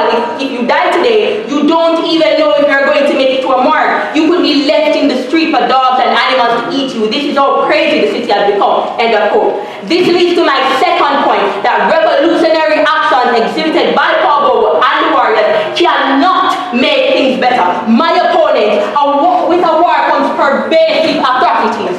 This includes a high number of deaths, famine, inflation, shortages, rising national debt, damage of infrastructure, PTSD, and among other organizing consequences. Audience, if we as Jamaicans decided to start brutal uprisings, how different would Jamaica, already in the shackles of violence, inflation, and brain drain, be from Haiti?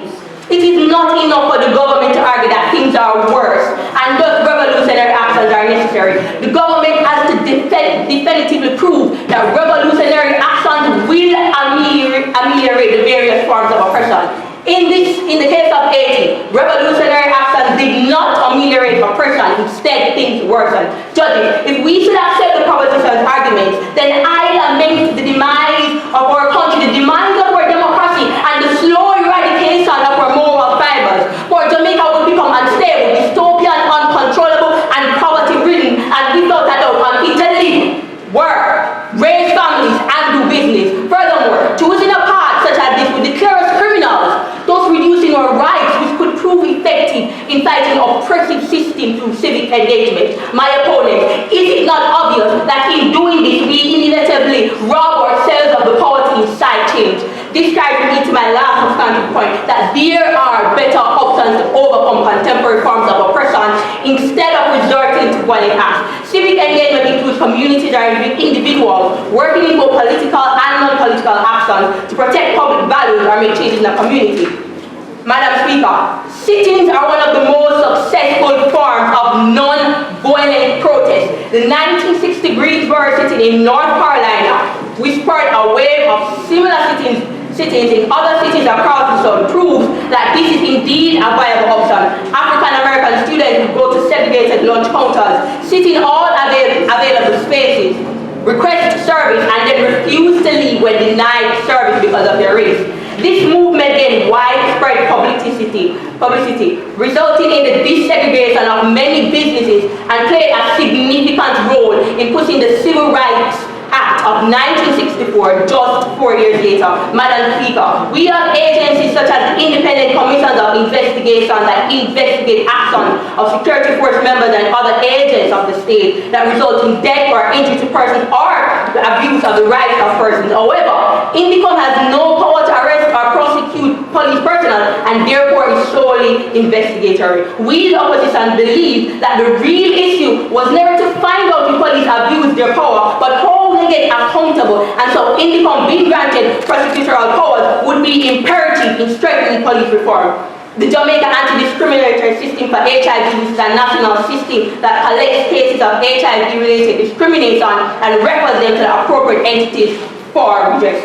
The Program of Advancement through Health and Education, funded by the government and Jamaica and the World Bank, which is instrumental in targeting vulnerable groups to alleviate poverty across the Jamaican landscape through cash grants to over 400,000 Jamaicans since its inception.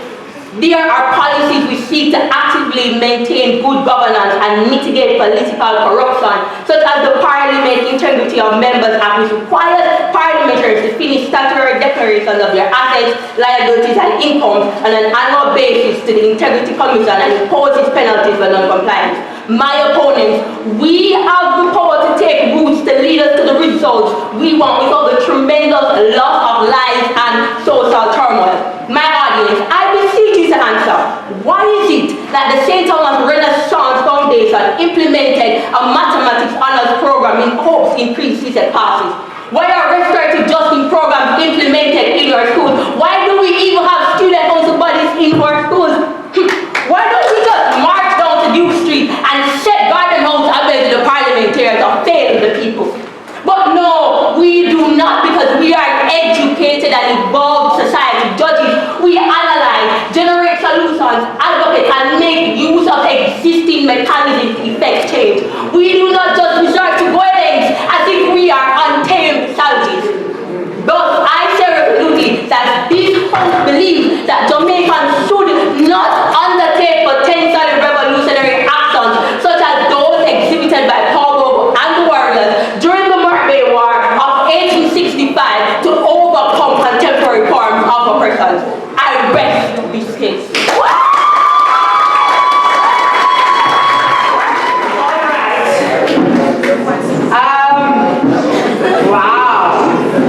I'm not lost for words very often, you know.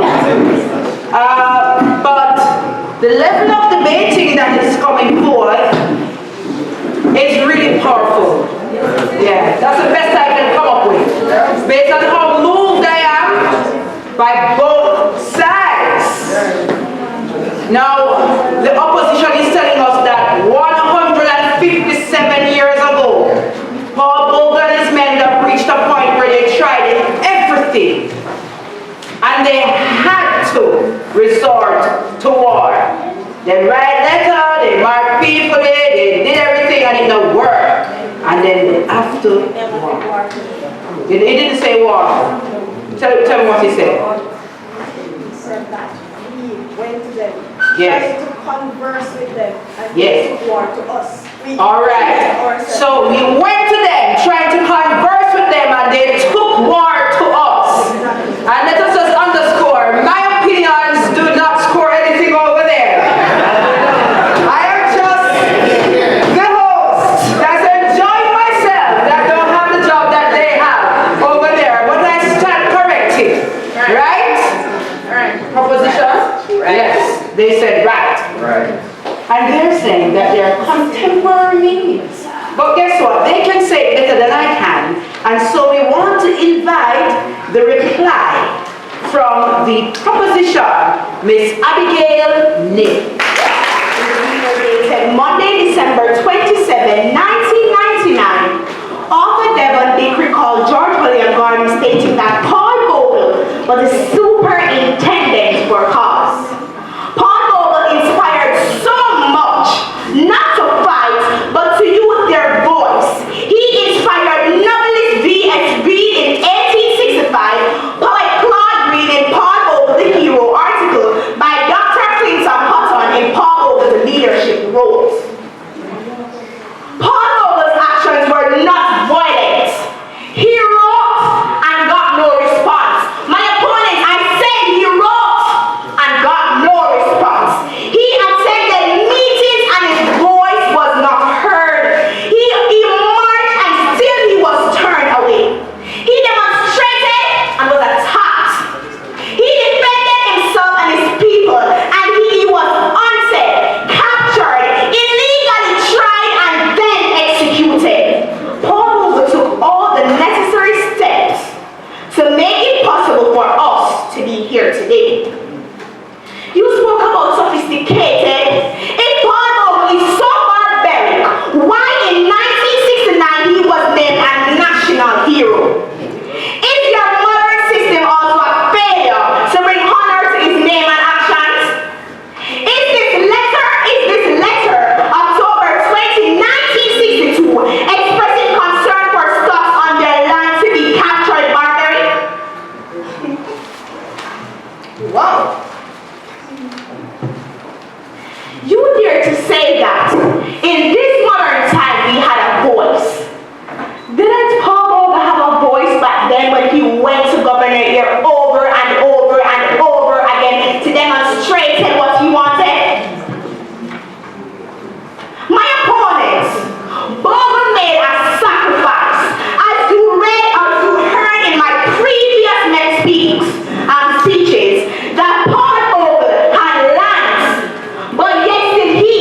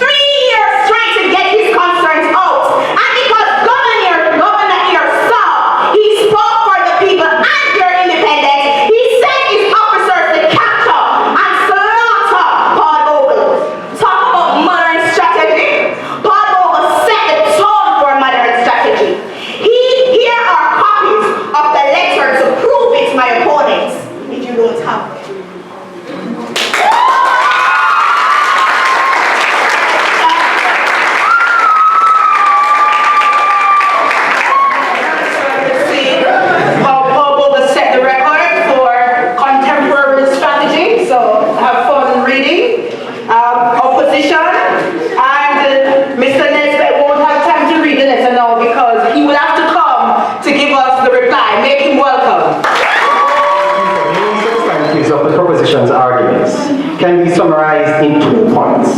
Firstly, they state, similar to the unfortunate circumstances preceding the Morbe Rebellion, the present socio-economic conditions within the country are unbearably poor. The citizens of Jamaica are in a state of suffering and oppression that warrants violent revolutionary action. Second, they expose that the government of Jamaica and other affiliated entities are slow in reformation and ultimately neglect their political duties, and as such, nothing is done to effectively combat modern forms of oppression. Thus, the reality calls for revolutionary actions. I want us to realize the first speaker in her speech agreed that violent actions should be demonstrated in this present society. But when I asked the second speaker if such actions would be justifiable, he said no. This contradiction occurs because the premise of our opponents is built on a false analogy. The government cannot assume that the citizens of Jamaica should take similar actions as did Paul Bogle and the warriors, because the socio-economic and political climates are vastly different. This would be similar to comparing apples and eggs. It would provide a false conclusion. The ex-enslaved Africans were not economically free. They could not own land or employ labor. They lacked essential services and were unfairly treated by racist white officials who controlled the Western plantocracy.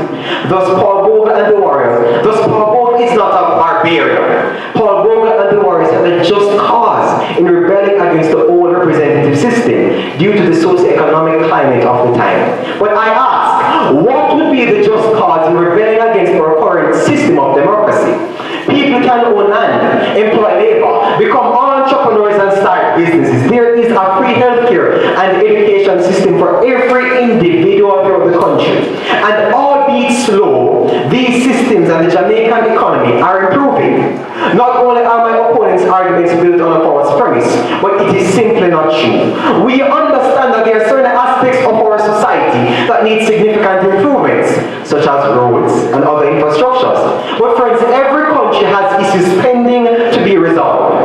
Are we then justified to violently rebel against our government and cause loss of life and property because the socio-economic conditions are not ideal? The standard of living is not as unbearable as the opposition presents it. For if that were the case, friends, we would not be gathered here having this debate, but we would be out trying to make ends meet.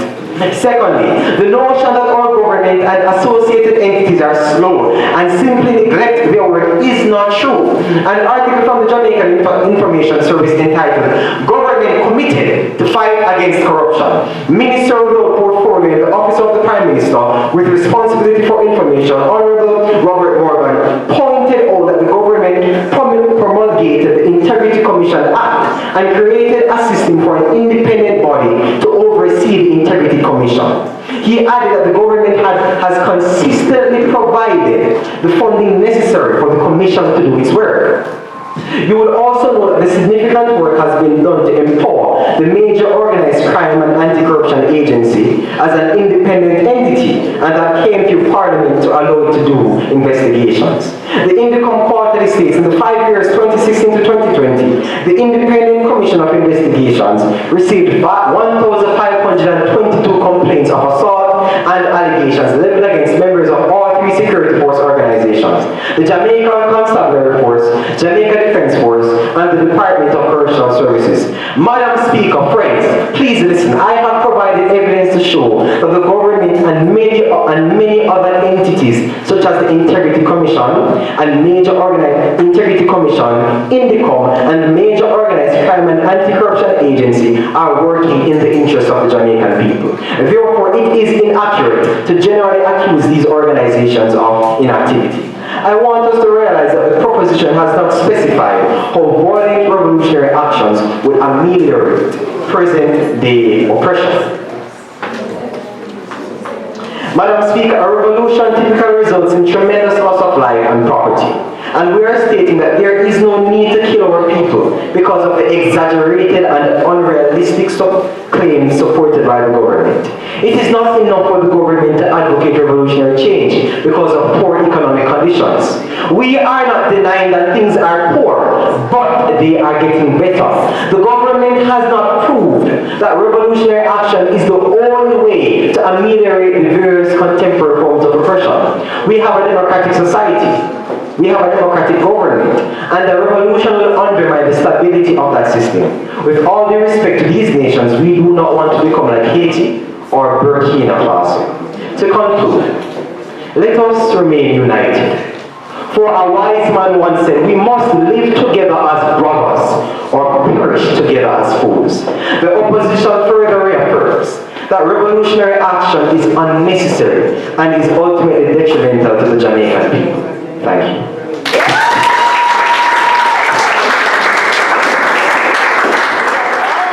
Down by the opposition and the opposition. Did we have a fabulous debate here today? Yes. All right, and we know that they're going to exit to the rooms, so I'm going to recognize them and you look at them and they'll exit to the room. So Mr. Cleveland Tomlinson, Chief Adjudicator, Accomplished Debater, and Finance Manager of J. This is him. Round of applause. The clap the judges in them. And then we also have Mr. Jermaine Barrett, founder and executive director of J. And if you notice, he's nurturing. Yeah, so this is Chief Adjudicator, and Jermaine has handed over the powers to him to lead today. Give them a round of applause. Jermaine is a man with a vision, pun intended, and giving support to Cleveland to lead. We have from our sponsors, Member Service Rep and Event Planner, Shauna K. Clark. And then of course, we've had with us over the past number of debates, John Harrison's cousins, board member of St. Thomas Renaissance Foundation, President of Joker and J.R. Cousins and Company, VP of St. Thomas in the East Club. Let's hear it for Mrs. Sam Harrison Cousins. Let us recognize our timekeeper who have been keeping things in order for us, Mrs. Doreen David. Let's hear it for her. She's been doing an excellent job and she's preparing to come to share with us words from our chief sponsor, First Heritage Cooperative Credit Union. Why don't we just have Mrs. Davids come now and share words from our chief sponsor. Clap the sponsors. Let's give us the hand today to the sponsors.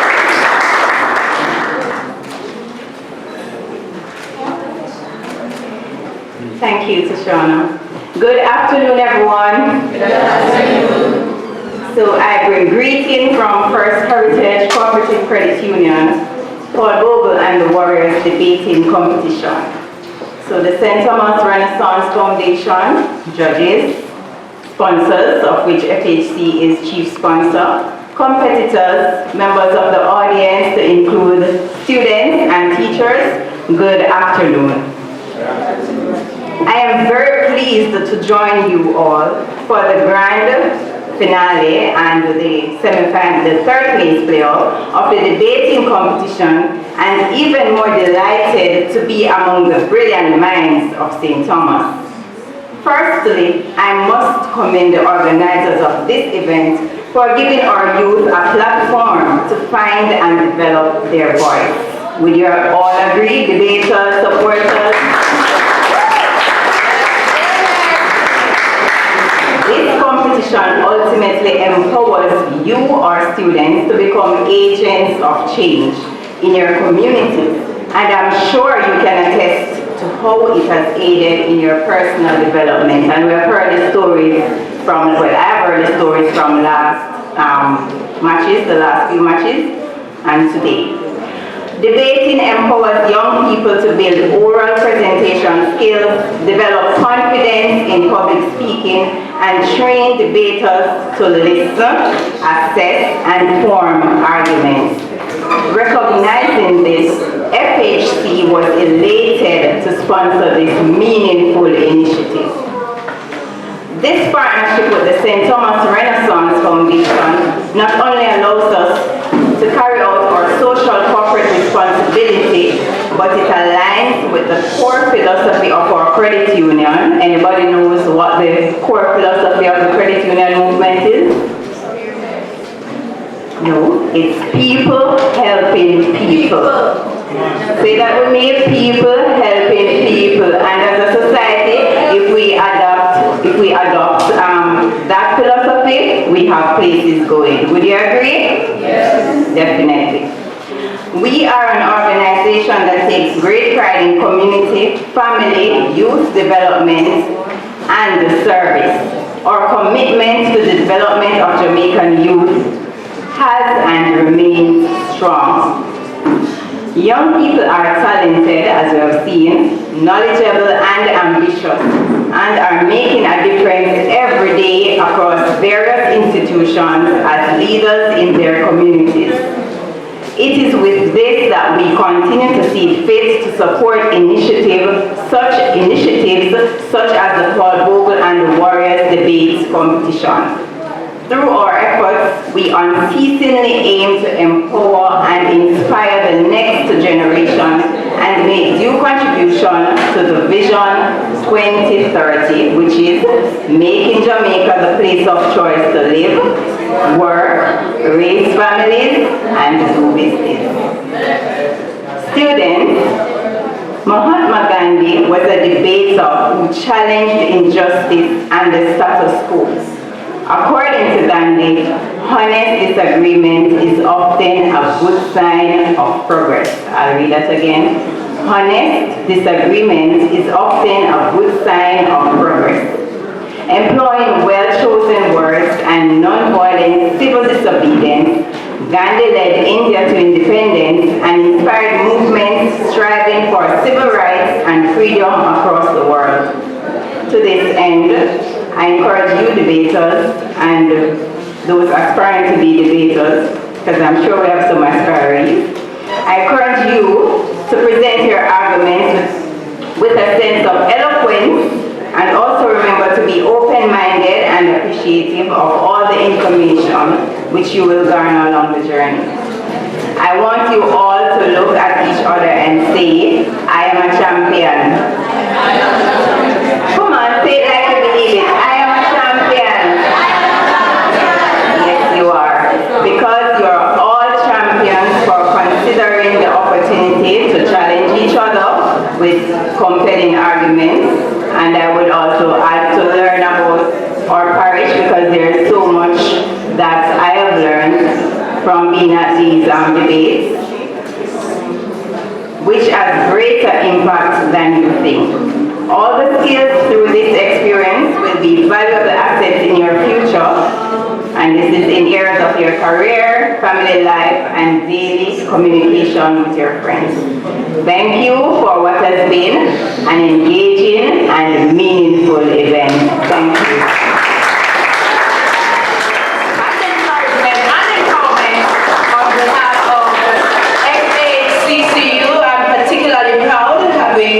Had my personal first start in the first corporate job at the credit union, and still seeing them in the community serving and developing. And if you have been to Morris Bay recently, and you have seen a very contemporary building near to the fire station, that is the new home of the First Heritage Cooperative Credit Union. Yes, so let us give them a hand for bringing a credit union.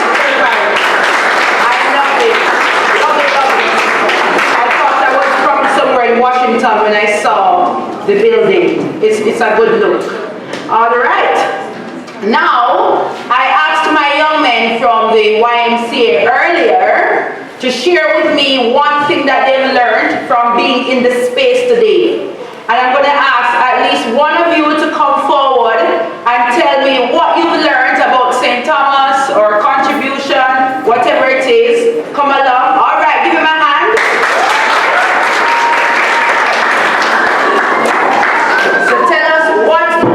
You've listened to the debaters today, and you've learned something about St. Thomas.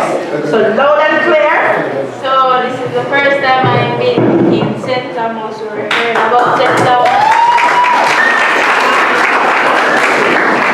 I learned that St. Thomas carry resources to other countries and places that parishes. First time I've been in St. Thomas, and I'm glad to be here and see your wonderful show what are you doing, and I thank you for everything you have done. At least we can come and watch you doing this.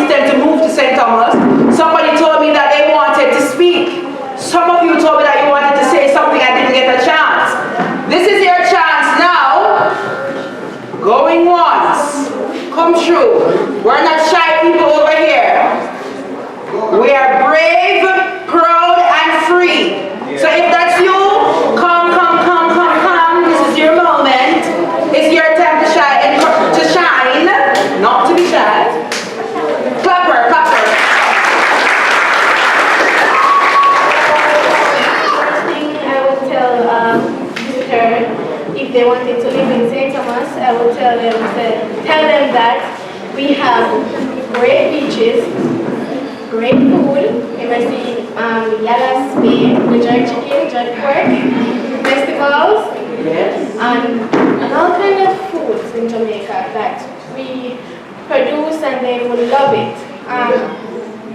The St. Thomas vibes.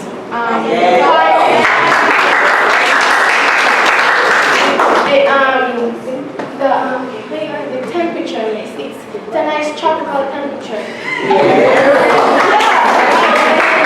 I'm not lying. I love it because like you're going out on a beach day, nice sun, nice beaches, nice water, take some pictures, post on Instagram, Facebook, TikTok, and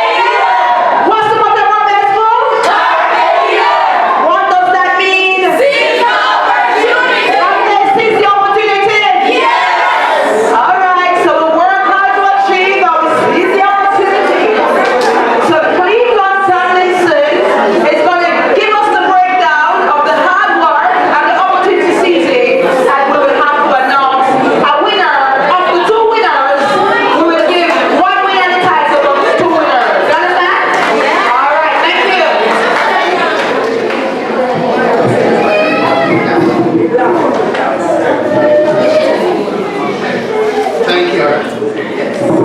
I like how Miss Mullins has characterized it. I am here to announce a winner of 2 winners because the net output of all of this is that both teams are winners.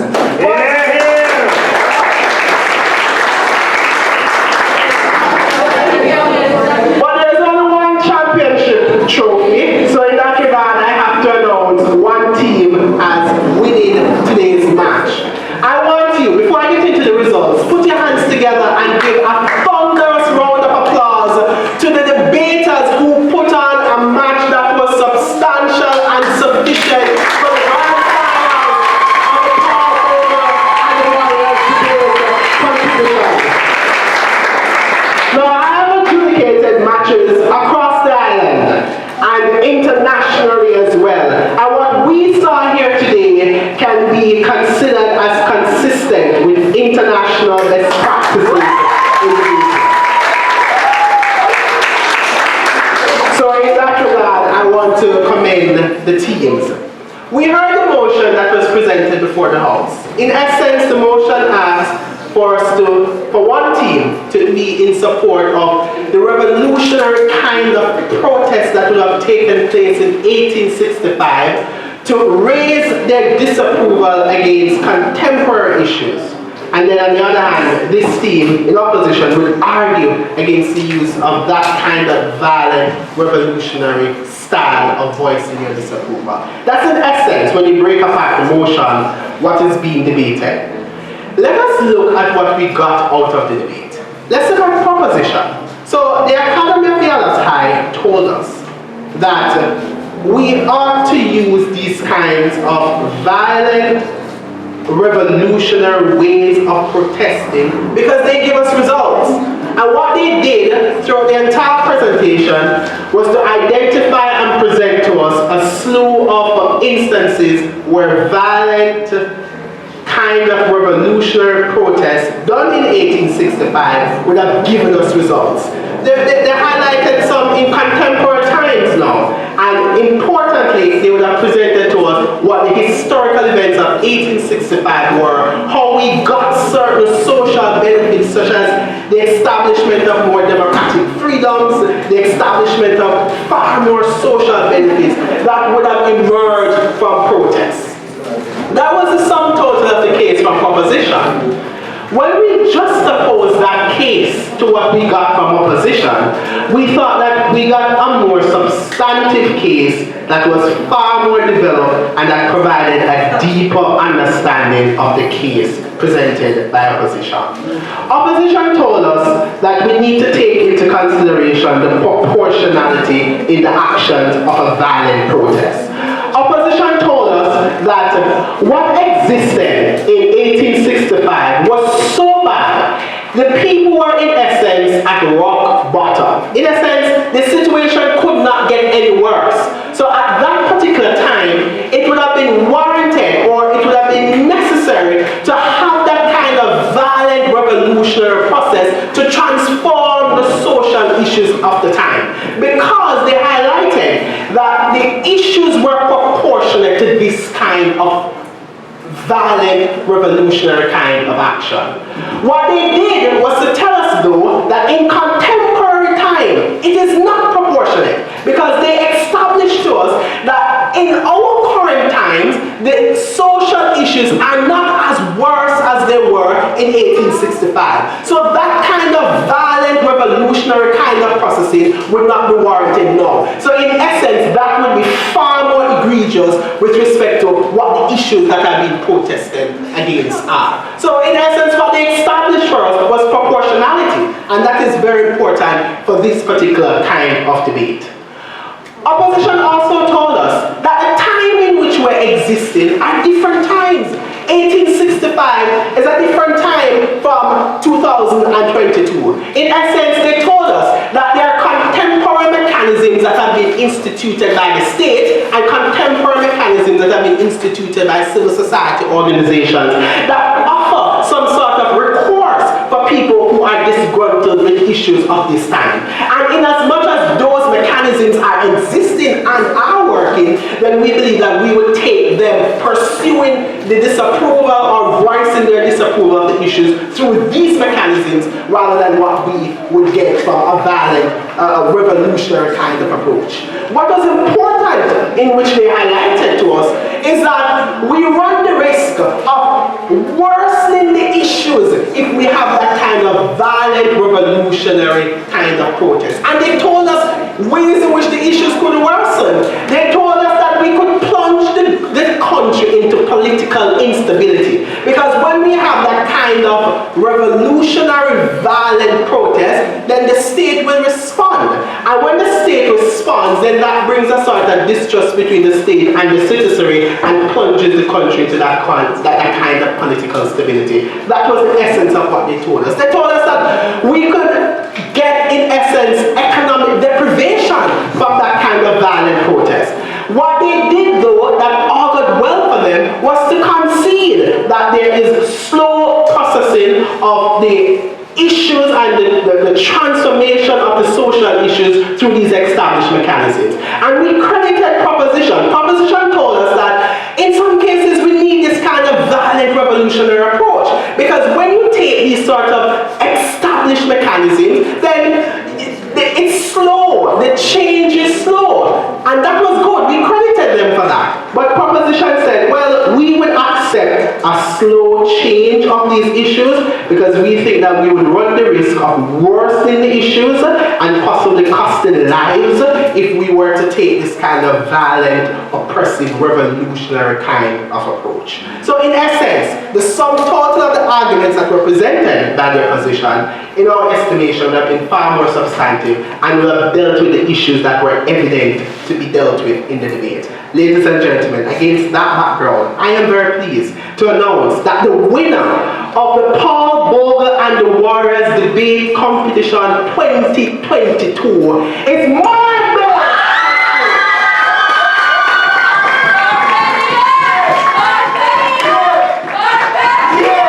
Ladies and gentlemen, as their motto says, they certainly seized the opportunity and they have caught the championship trophy for the 2022 stage of the Paul Bogle.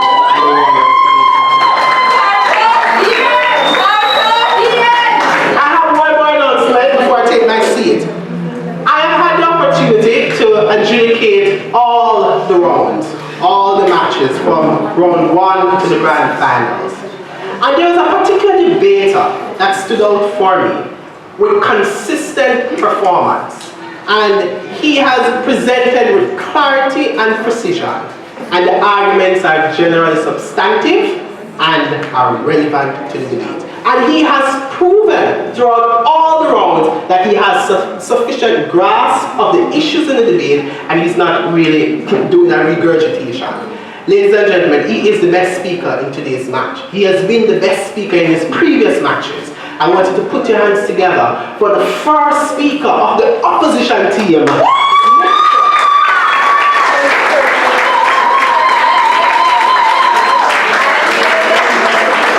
So, you have heard from me, I've done the job. I've given you the winning team and I've given you the best speaker, and for now my job is done. So I will be here and I will take questions from the debaters, and I want to commend the coaches as well. A job well done. Take care, everyone. With such substantive review from the adjudication panel and from the very consistent, I must say, Mr. Tomlinson from the preliminaries, he has been given these consistent reviews and his mentor is very proud of him today. Yeah, absolutely. So let's hear it one more time for all our adjudicators. Ms. Harris, all of our adjudicators, Mr. Barrett, our guest adjudicator, Miss Clark, a wonderful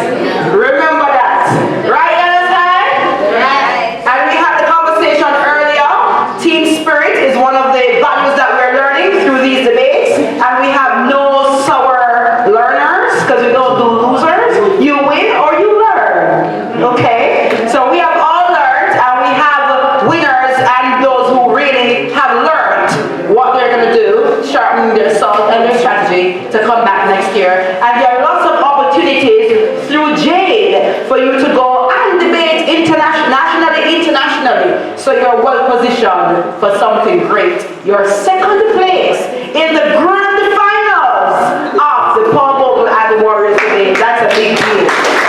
There are 4 other schools that are not in this position right now.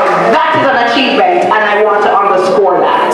Having a production myself, the Little Genius Show, I love to talk to the people who didn't come out as number 1 on that day. I've had many of those days when I wasn't the number 1. But who can tell me? My father tell me, Mr. Stafford Alexander Mullins, that is now deceased, bless his name, that I am number 1 to our women and women, number 1 same way. Yes, because my father has established that for me. Now, let me move on quickly to have the awards, the collective awards that every school will get. So I'm going to invite the very hard-working Miss Shelley Ann Thompson to come and give awards to our teachers, our debating societies, and medals to all the participants. Miss Shelley Ann Thompson. Good afternoon, everyone. Congratulations, MBHS. Well played. The Academy of Yallas High School. Well done. It was indeed a wonderful day to listen to all 4 teams in debates, arguing their points and positioning St. Thomas in its rightful place as a parish that helps to develop our country, and not only our country, but our Caribbean. As one of the motions in a previous debate competition states that St. Thomas is a catalyst for political independence of our Caribbean nations. And I felt really honored being here today to listen to our future political representatives, our future teachers, engineers, lawyers, debating logically what we are and our self-identity. So I do thank you for the research, and I do thank you for the information that was shared today. Now, I move on to the prizes. But before I give out the prizes, I would just like to say some very important information. Last year, October 11, and October 11 is a very significant day in the history of St. Thomas. This is the day when our people said enough is enough. And October 11 marks the beginning of the Mark Bay War. And that's the reason the St. Thomas Renaissance Foundation chose this day to host the finals of the debate competition. So when the competition ended last year, 2021, that was the first time the foundation hosted the competition. The planning for 2022 began right away. Meetings started, and subsequently in March, we decided to engage the schools. It was a phenomenal competition last year. We saw where the only 2 teams that competed, St. Thomas Technical High School and Mark Bay High School, that won last year too.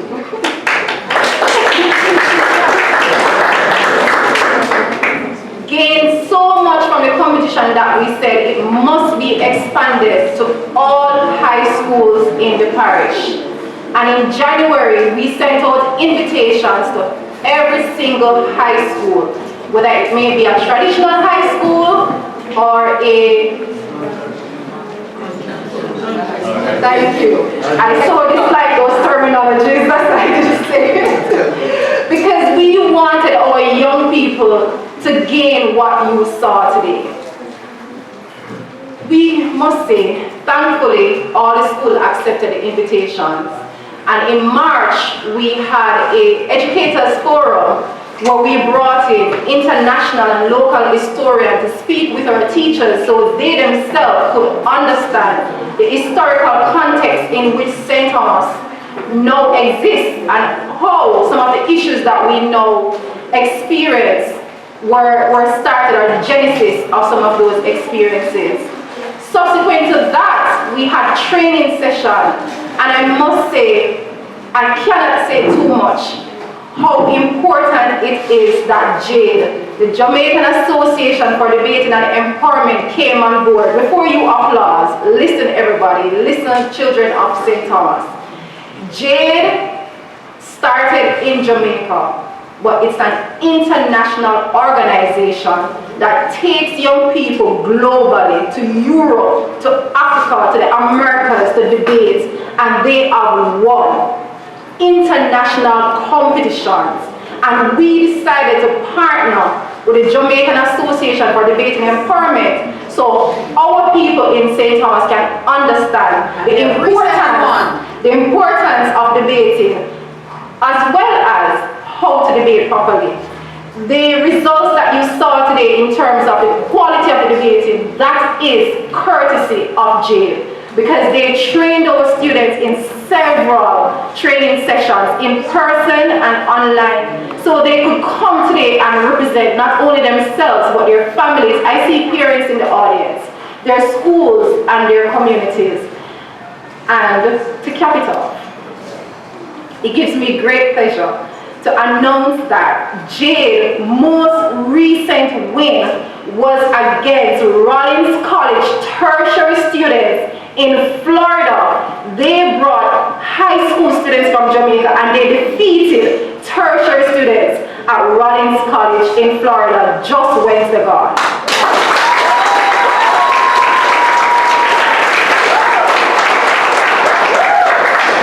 Big deal.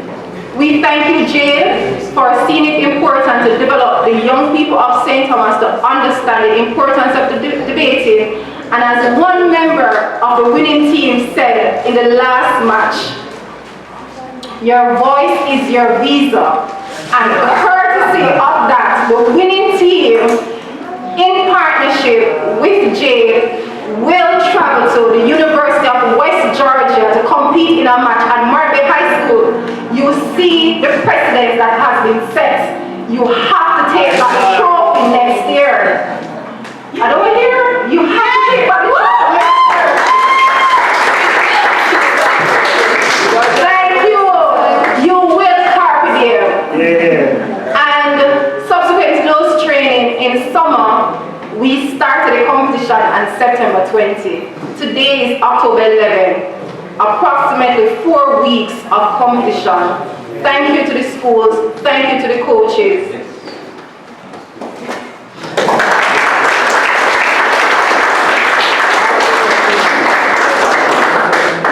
And on that note, I would like to first present the awards to the teachers. Yes.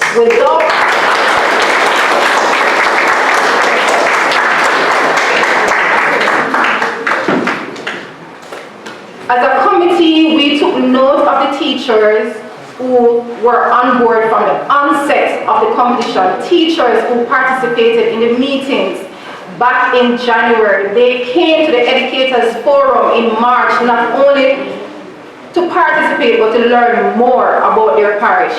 They also took part in the training session. These teachers as well reached out to the committee when they needed assistance. And without them, their students would not be in this competition.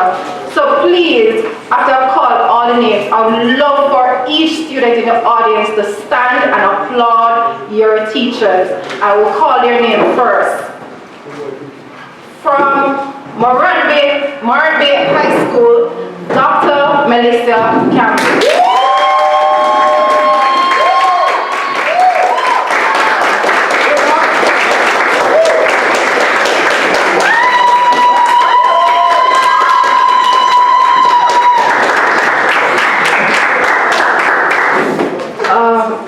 Maybe you should stand to the side.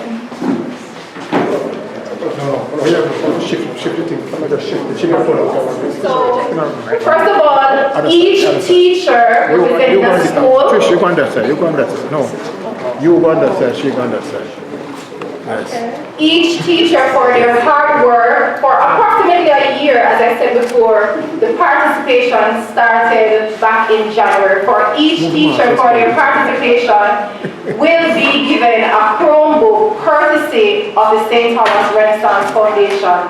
And let me state categorically that these Chromebooks are for the teachers. Previously, the foundation presented Chromebooks to each school on vacation leave, and she returned to school to coach our students. All right. Today's her birthday.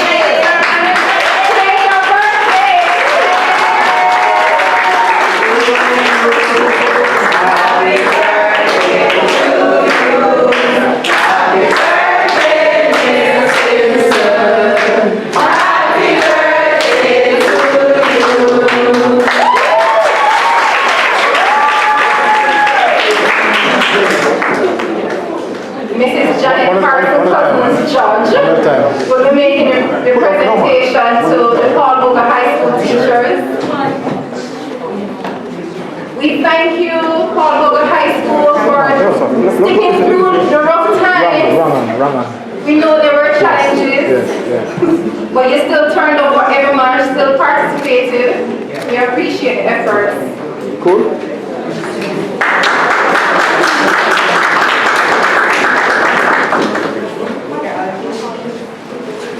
And Mr. DeMar Henry, thank you so much for coming and joining us.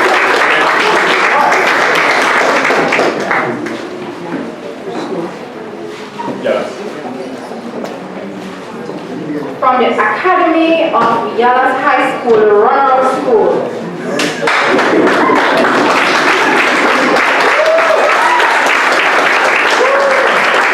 Students, please stand and applaud your teachers.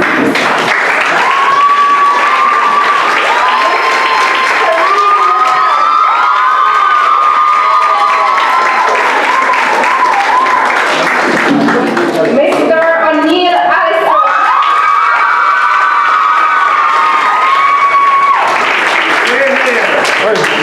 And Miss Okinia Casey.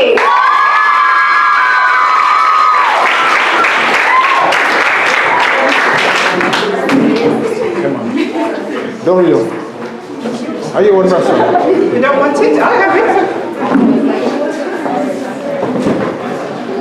Thank you so much, Miss Casey. I remember when we had the preliminary playoff at Yalas High School, you were so hardworking to ensure that we were well refreshed, to ensure that the room was set up, and just to ensure that the students were actually there too, so that the Academy of Yalas High School students were in the room to listen in on the debate, and we do appreciate your efforts.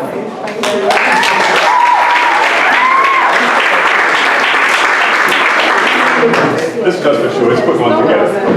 Just give her, you know, man. Give her. Turn it around. Turn it around. It's got the school's name on it. Use this. Okay, lovely. Don't have school on that. That's what you call teamwork. Yeah, teamwork. Wonderful. We thank you for arranging your teams for the various.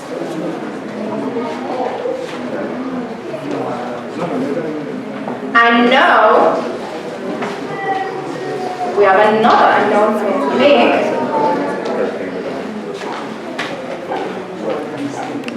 The St. Thomas Renaissance Foundation, in partnership with JADE, sponsored by First Heritage Cooperative Credit Union, Paul Bogle and the Warriors Debate Competition is here to stay. You're here.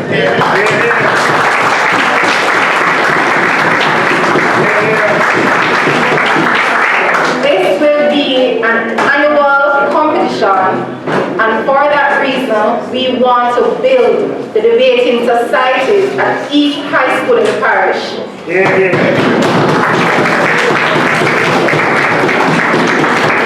Through the foundation, courtesy of Bogle, each debating society will receive 3 Chromebooks. Wow! We have a representative from Margate High School to collect the Chromebooks on behalf of Margate High School. So when I can collect it? 3 Chromebooks to each of the debating societies at each high school.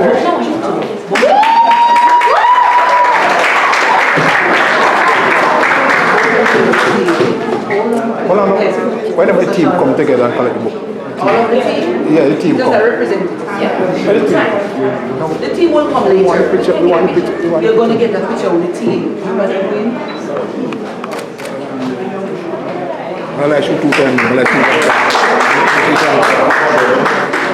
Bogle, Amoya, representing from Bogle High School teacher. Mr. Henry or Mrs. Johnson Clark.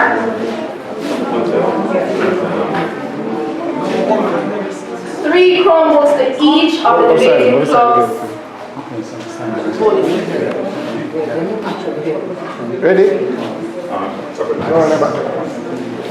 Stay where, right where. I don't want to back.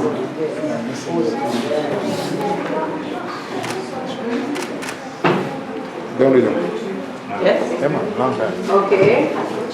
Next, the Purple Pride of the East.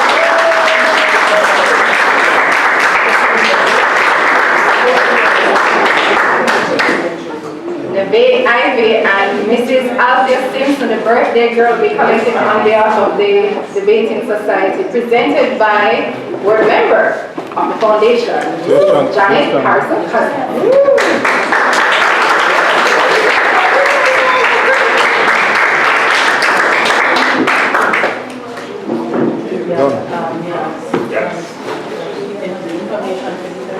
The Academy of Yellow High School. Debating Club, 3 Chromebooks. Who's the captain of the team? Who's the captain of the team? Thank you, Mrs. Williams. Thank you, Miss Williams. Oh, that top one,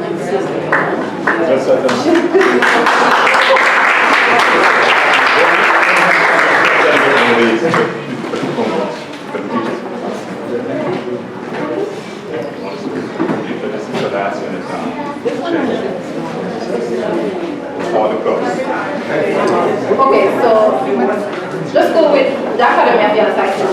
One at a time. Ready?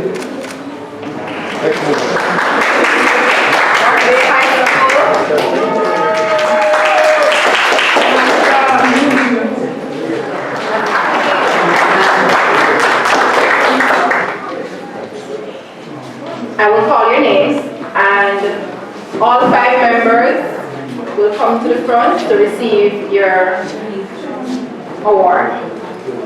So I will start with Bogle High School. The squad, Best Speaker, Amalia Campbell. Icon Taylor. Russell Stanley. And Shanoy Shan.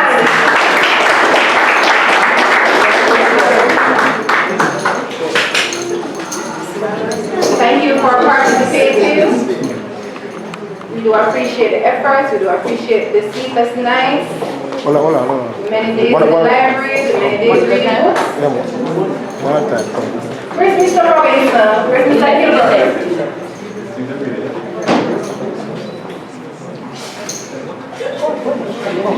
Okay. Turn this page up.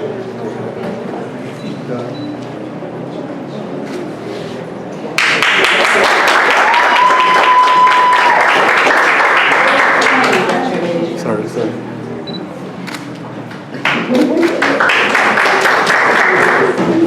Third place winners, Bogle High School, and Speaker Amoya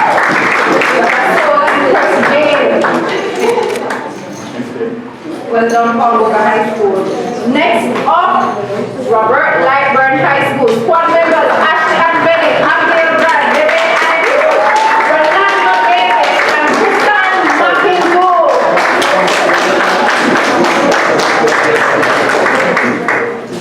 Tristan McIndoe and Rolando Davis.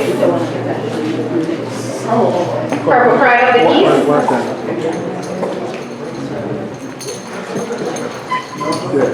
One at a time.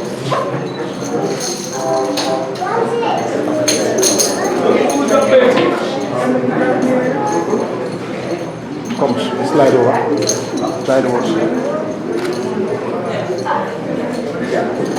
Okay, next person. Slide over, turn, Chris.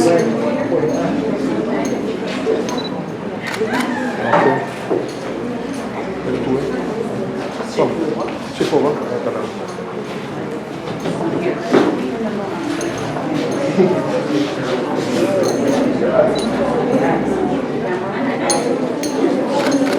Next.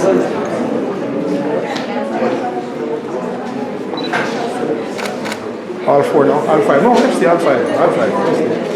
All five. No much goes up now.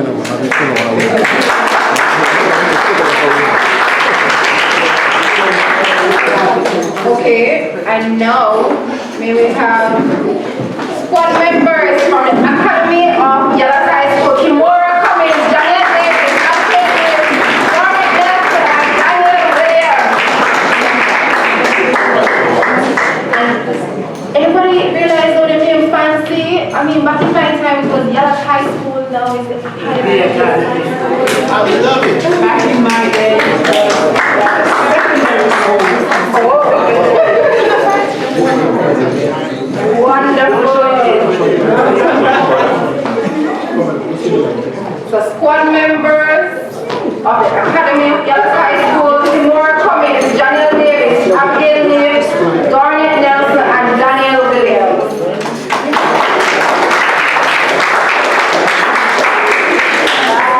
The runner-ups of the 2022 Paul Bogle and the Warriors Big Competition. Just shift this right now. What more real? Because if the car could hear them come, maybe the car is not going to go. Just joking.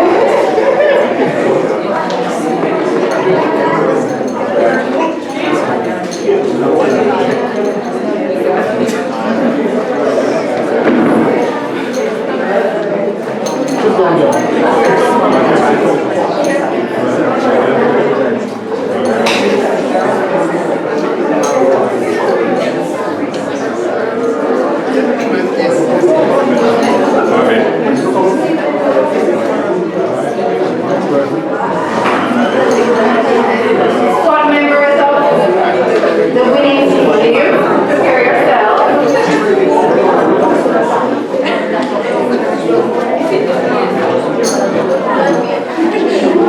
Thank you, Dorothy Nelson, for your research.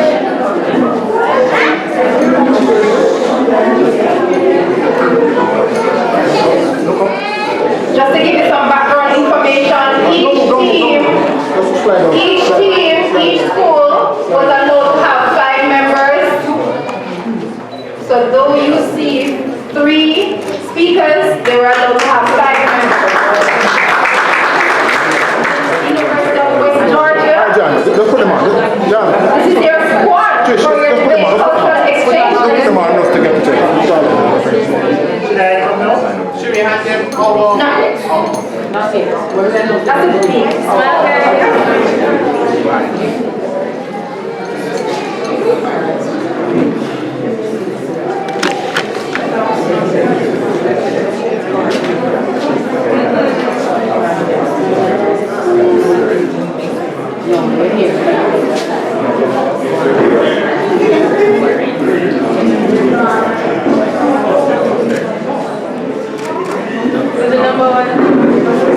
Not yet, please.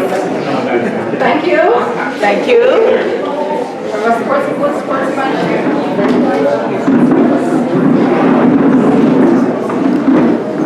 I'm not done yet. More prizes. We have sponsors for a reason. Who wants money?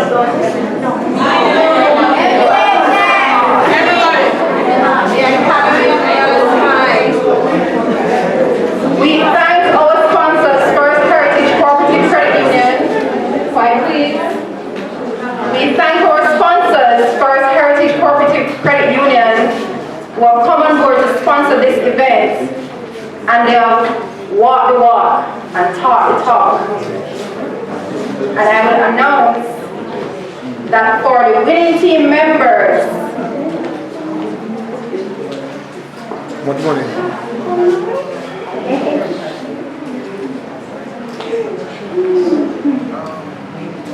We'll be getting $5,000 bank account courtesy of FSC Cooperative Credit Union.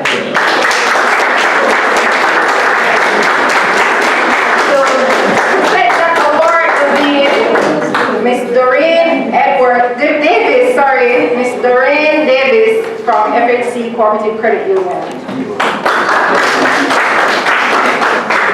Team members,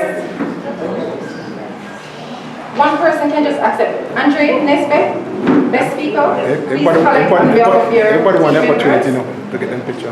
They will get their prizes. The other side, miss, other side. Go around the other side.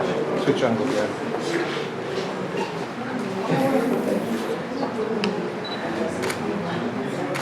You landed that check?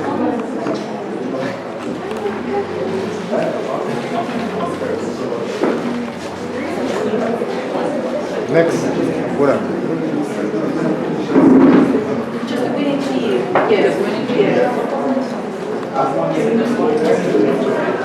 Dr. Melissa Campbell.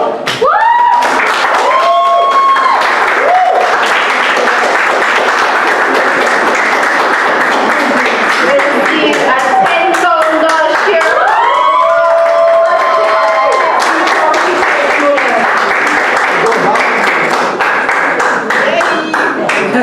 Thank you, sponsor, MRC Cooperative Credit Union.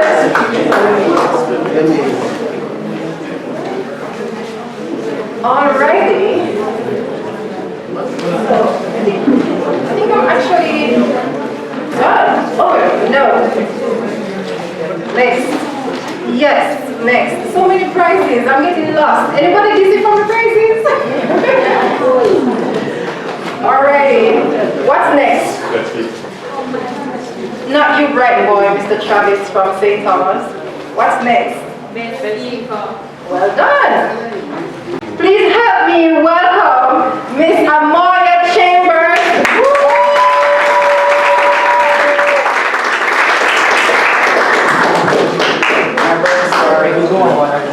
By the plastic. And her one. And her thing. Her thing, man, you can take out that plastic. No, wrong hand, please. 3 times best speaker, Amoya Chambers.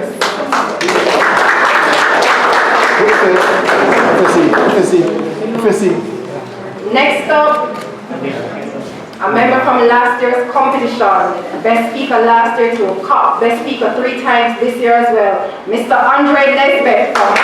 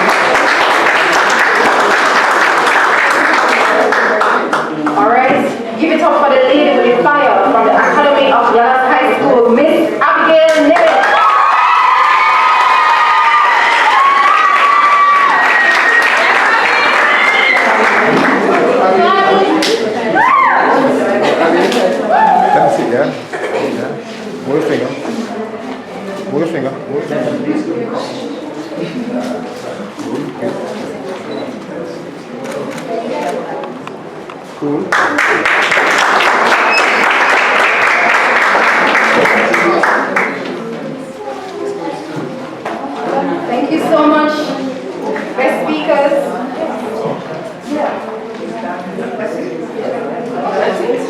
What is that? What's Yes. So the other best speakers are here.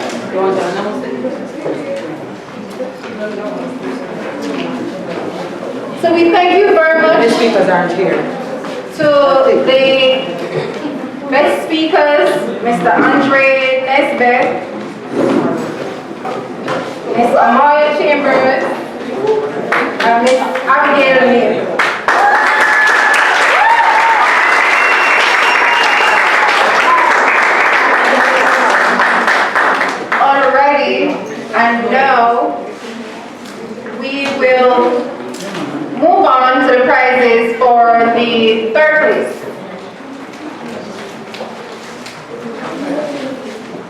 We welcome back to the podium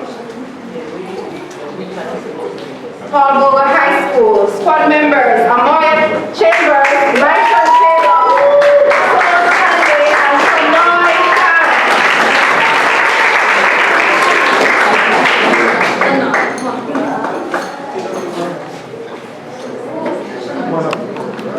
Individual plaque? Yes. Okay. Yes. Mr. Lee. Each member of the team will receive a plaque. Next speaker. Sponsored by FHC Corporate Credit Union. Come. Mr. Lee. Come on. All right, right there. That was Amoya. Now we have Maishan Taylor. Next up we have Shanoy Shan. Next. Well done, Paul Bogle High School. Shanoy Shan was stepped in like a warrior the last time. Next. Place is compatriot.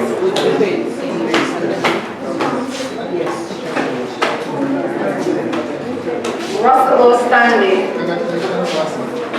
Next. Let me say something.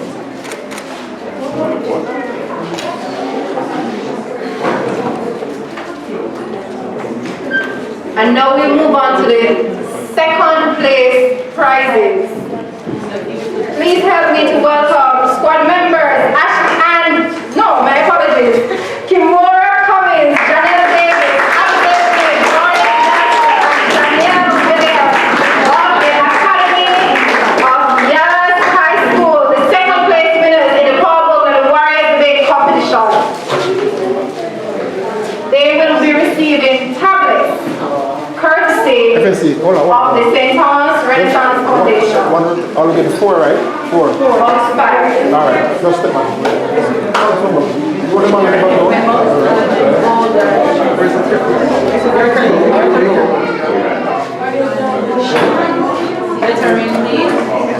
Next.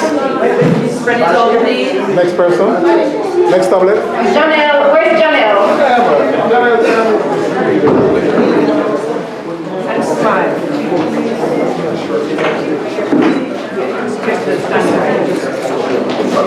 Next person, please.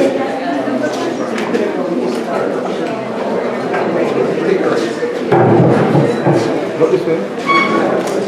Next person, please. John. Look this way. Next person, please.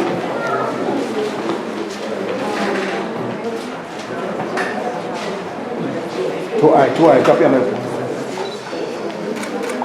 Next person, please. All of you. All of you together.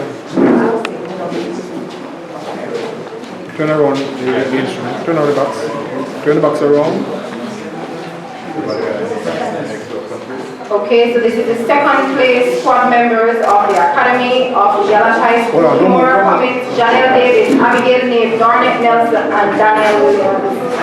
Congratulations.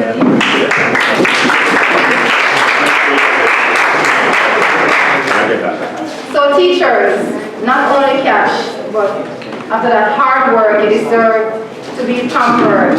And so we invite back to the podium Dr. Melissa Campbell from the Indian team.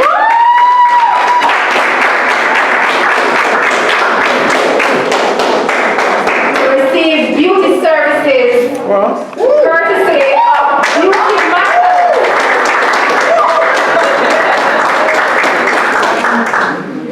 Come back pretty. And please help me to welcome the birthday lady, Mrs. Althea Simpson.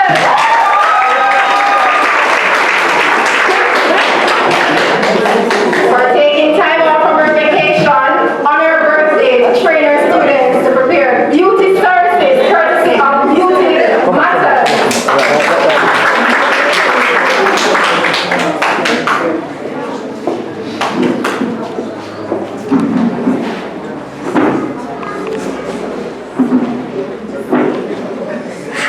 And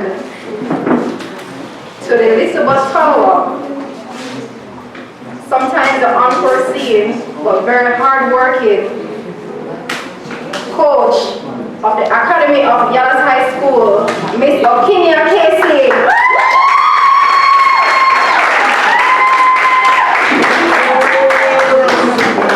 Beauty Services, courtesy of Beauty Matters.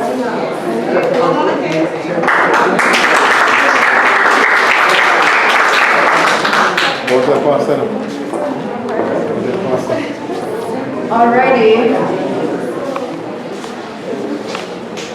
I think I would like to invite Mr. Tomlinson to come and assist me to make this presentation. It's not local. So it takes a little bit of extraness and a little bit more finesse.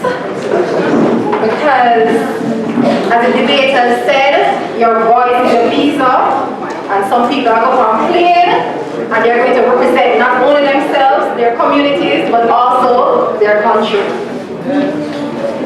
And so, to present the award, where's the award, Mr. Tomlinson?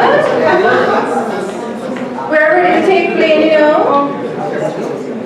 So Mr. Tomlinson will be joined by Mr. Barrett.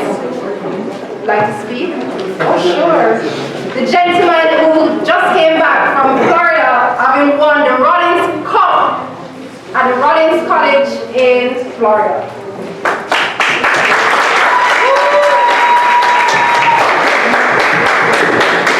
Good afternoon, St. Thomas. Good afternoon. Boy, I won't ask you how you're doing because I know you're feeling good.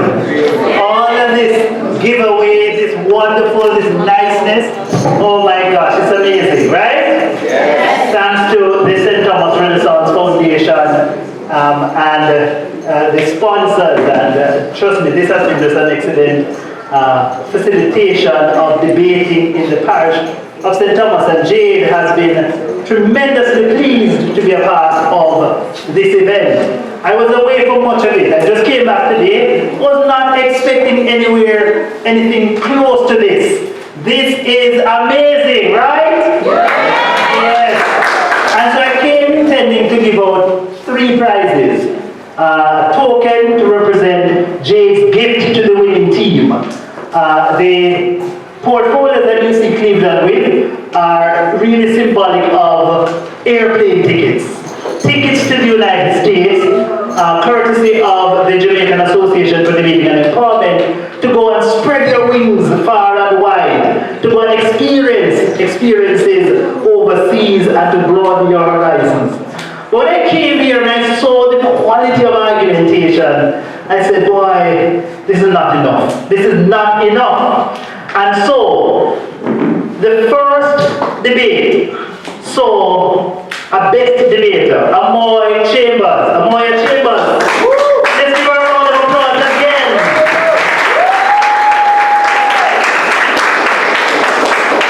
And upon consultation with the chief adjudicator, Cleveland, who would have seen her over multiple rounds, I decided to confer on her the honor, the privilege of joining an elite group of debaters called the Jade Secondary Level Gold Club. Give her a round of applause.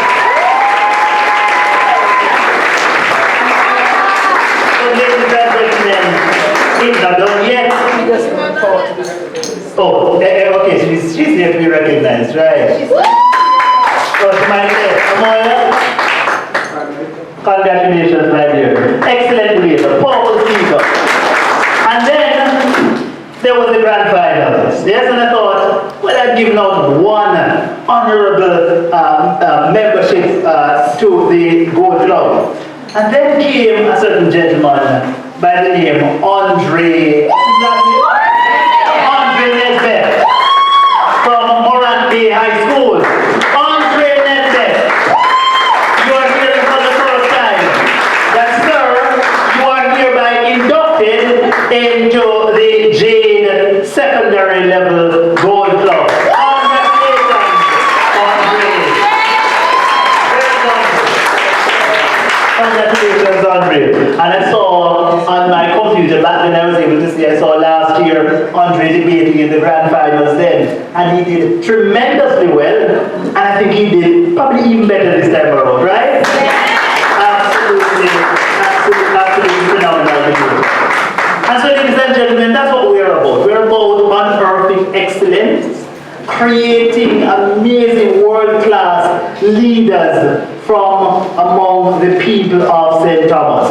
Because we believe that you're great. I'm a rural man. I grew up in rural St. James. I know that rural folk are among the best. Yes? Yes. Oh, no, you don't sound like you believe that. Do you believe that rural folk are the best? Yes. Absolutely. So if you believe that, be that kind of person. Hold your head high. Walk proud. Be confident in your history, in your legacy, and know that if you speculate on what other people want to say, they're probably misinformed because you know that you are a citizen of the great parish of St. Thomas. Thank you so very much. Mr. Andre Nesbitt, Roma Bryan.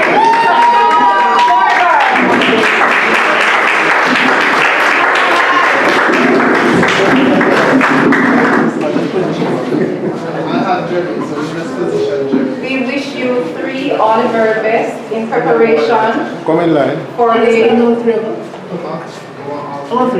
Jamaica USA Debate Cultural Exchange. Hold on, party. I want you to get them now. You know, you have to do something. As you prepare Captain first, next one second. represent your country in that cultural exchange at the University of West Georgia. Captain. In the United States. All 3 of them are with you. Cleveland. Captain, Mr. What's his name again? Hold on. Yeah. Yes. Jermaine.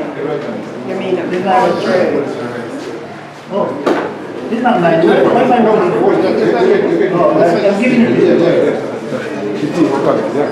Sunny side, yeah. Am I looking at the camera? Long time. Yes. Very well. Thank you. Thank you. Thank you, sir. Thank you. I got the picture right here. Yes. That's it. Yeah. Yes. Thank you. What's the next one? All right. Again, the winning team.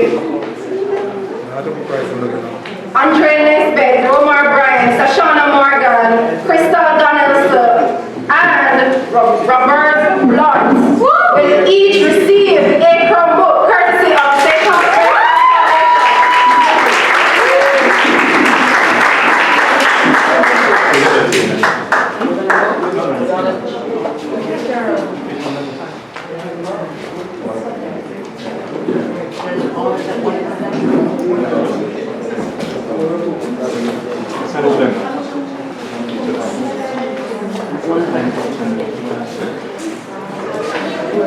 Our moderator, Shauna Mullins, doubling up, the youth ambassador for the St. Thomas Renaissance Foundation, and Janet Harrison Cousins, board member of the Renaissance Foundation, doing the presentation of Chromebooks. To each member, don't leave yet. Stay. Crystal, Robert, please come back. So Shauna, your speech was impeccable. Well done. Next. Who's next? Andre Nesbitt. Please to spread the word about the competition. You were here last year, you came back this year. Well done. All members, please. All members. Put on it. Wait.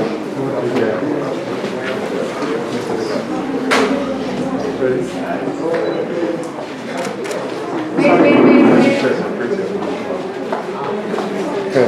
Everybody can see the camera? Thank you, Mrs. Harrison Cousins.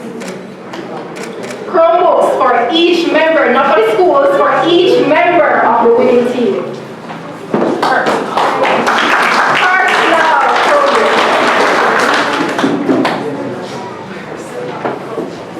And now, we'd like to invite again to the podium Ms. Doreen Davis of First Heritage Cooperative Credit Union to present the championship trophy to the winner of the 2022 Paul Bogle and the Warriors Debate Competition, Martin High School.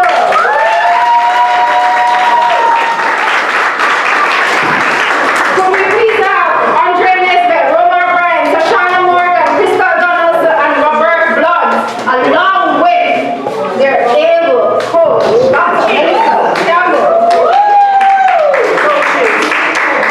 Coaches.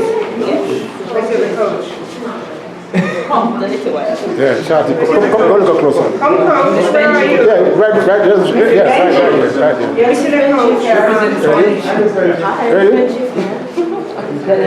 Come on, people, give them an applause.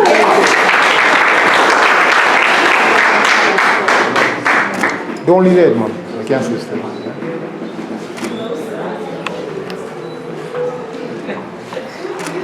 Thank you guys. Well done. Hope that each person will enjoy the reward of their hard work. And we thank you for participating. And we look forward to giving out even more prizes come 2023. I now hand back over to our able moderator, Mr. Sean Hull.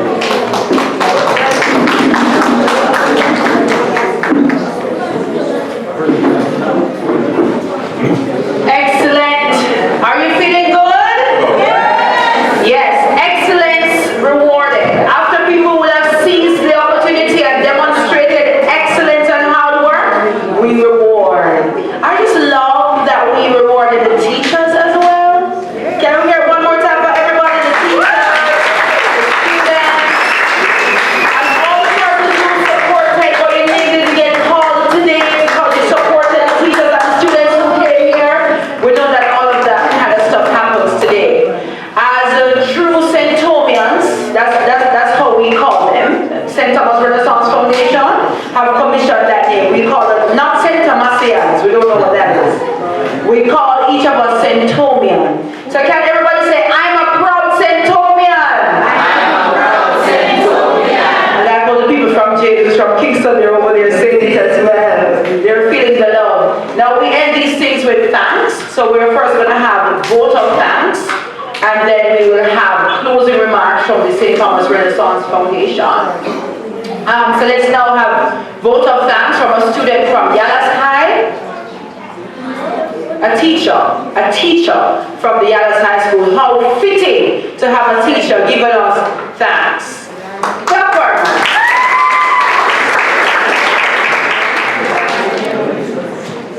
On behalf of all the teachers today from Morris Bay High School, the Academy of Yallas High School, Robert Lightburn High School, Paul Bogle High School, St. Thomas Technical High School, I would like to thank the St. Thomas Renaissance Foundation in collaboration with Jade, sponsored by the First Heritage Cooperative Credit Union, for organizing such a wonderful competition. You have definitely showed us that our students have more talents than we even know. I am telling you, throughout this competition, I spoke with many of the teachers, and all of them can collectively say that they were surprised by the potential of their students. Thank you, thank you, thank you. Williams. I think that's such a powerful reflection that the vote of thanks came from one of the teachers of our second place champions. So that says to me this is excellent team spirit. We did not have to have the teacher from the champion school to have a vote of thanks, and that is excellent. And I hope all the persons that are not here today that participated previously understands the kind of team spirit that we're engendering here. And with that, we'll have closing remarks from the very hard-working Mr. Travis from the Renaissance Foundation. Please come. Sir, Mr. Smith.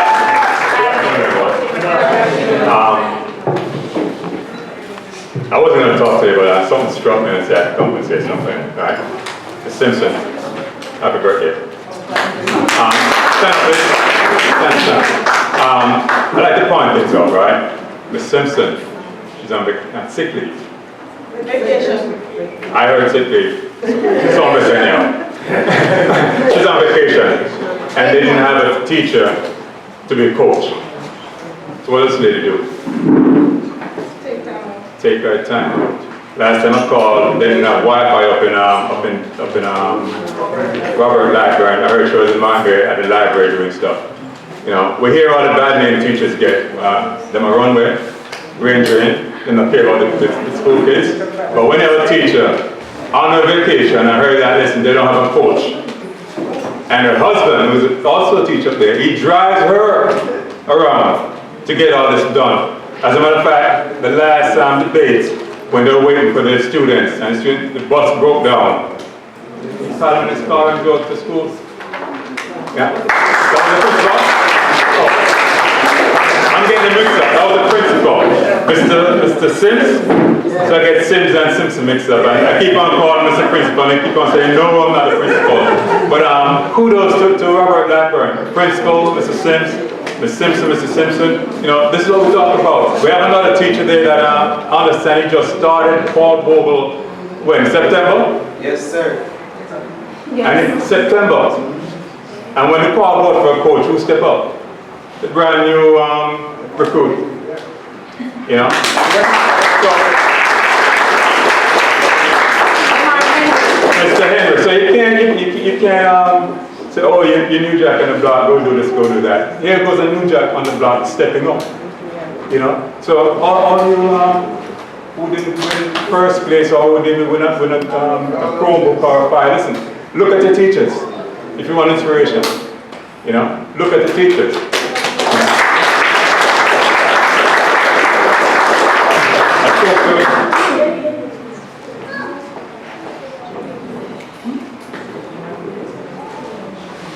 I spoke to Jermaine before, Mr. Barrett from Jade.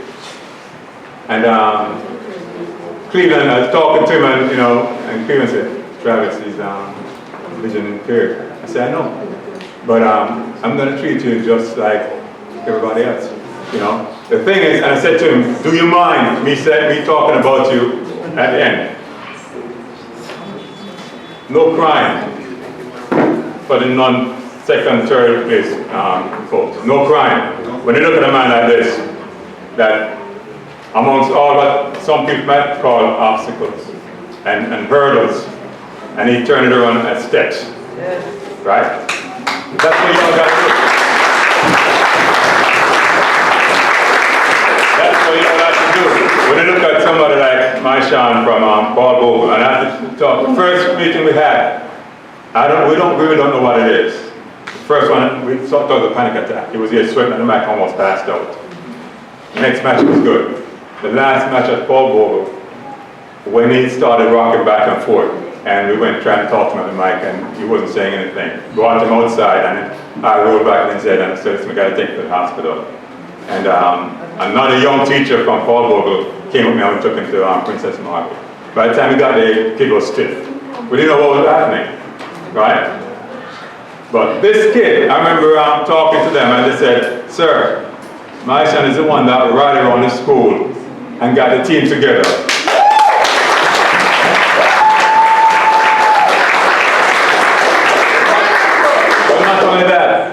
And correct me if I'm wrong, Mash, and I heard he went and also seek donation from the students to have fun in the school coming out, you know, to the date, and the school bus. So things that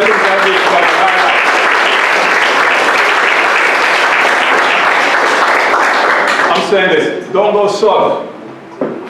Because at the end of the day, it's not about a Chromebook or a fire or it's not about all that, right?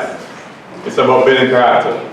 I'm coming up here and feeling proud to just come up and talk, and you know, you don't care about 1,000 eyes looking at you. You're just going to say what you have to say, and you stay, of course, and just continue on down. That's what we're talking about, right? Forget about this foolishness when I print every year about St. Thomas School at the bottom of the list. Listen, don't pay that no mind, right? Because I know even some of the folks in your community, your school community, maybe some of the teachers, maybe even you yourself, didn't think you could come and do this well. Right? I know for a fact, some of you didn't believe in yourself, but after now, I know for a fact, after this, nobody can tell you nothing. So, stay the course, and whoever's come back next year, we'll see you back next year. I know Paul Bogle had some competition because I met some 8th graders the other day. They said, sir, we take the training and we're complete next year. So your spot is not guaranteed because you made the team this year. You have some younger kids coming. All right? Thank you. Thank you. Thanks.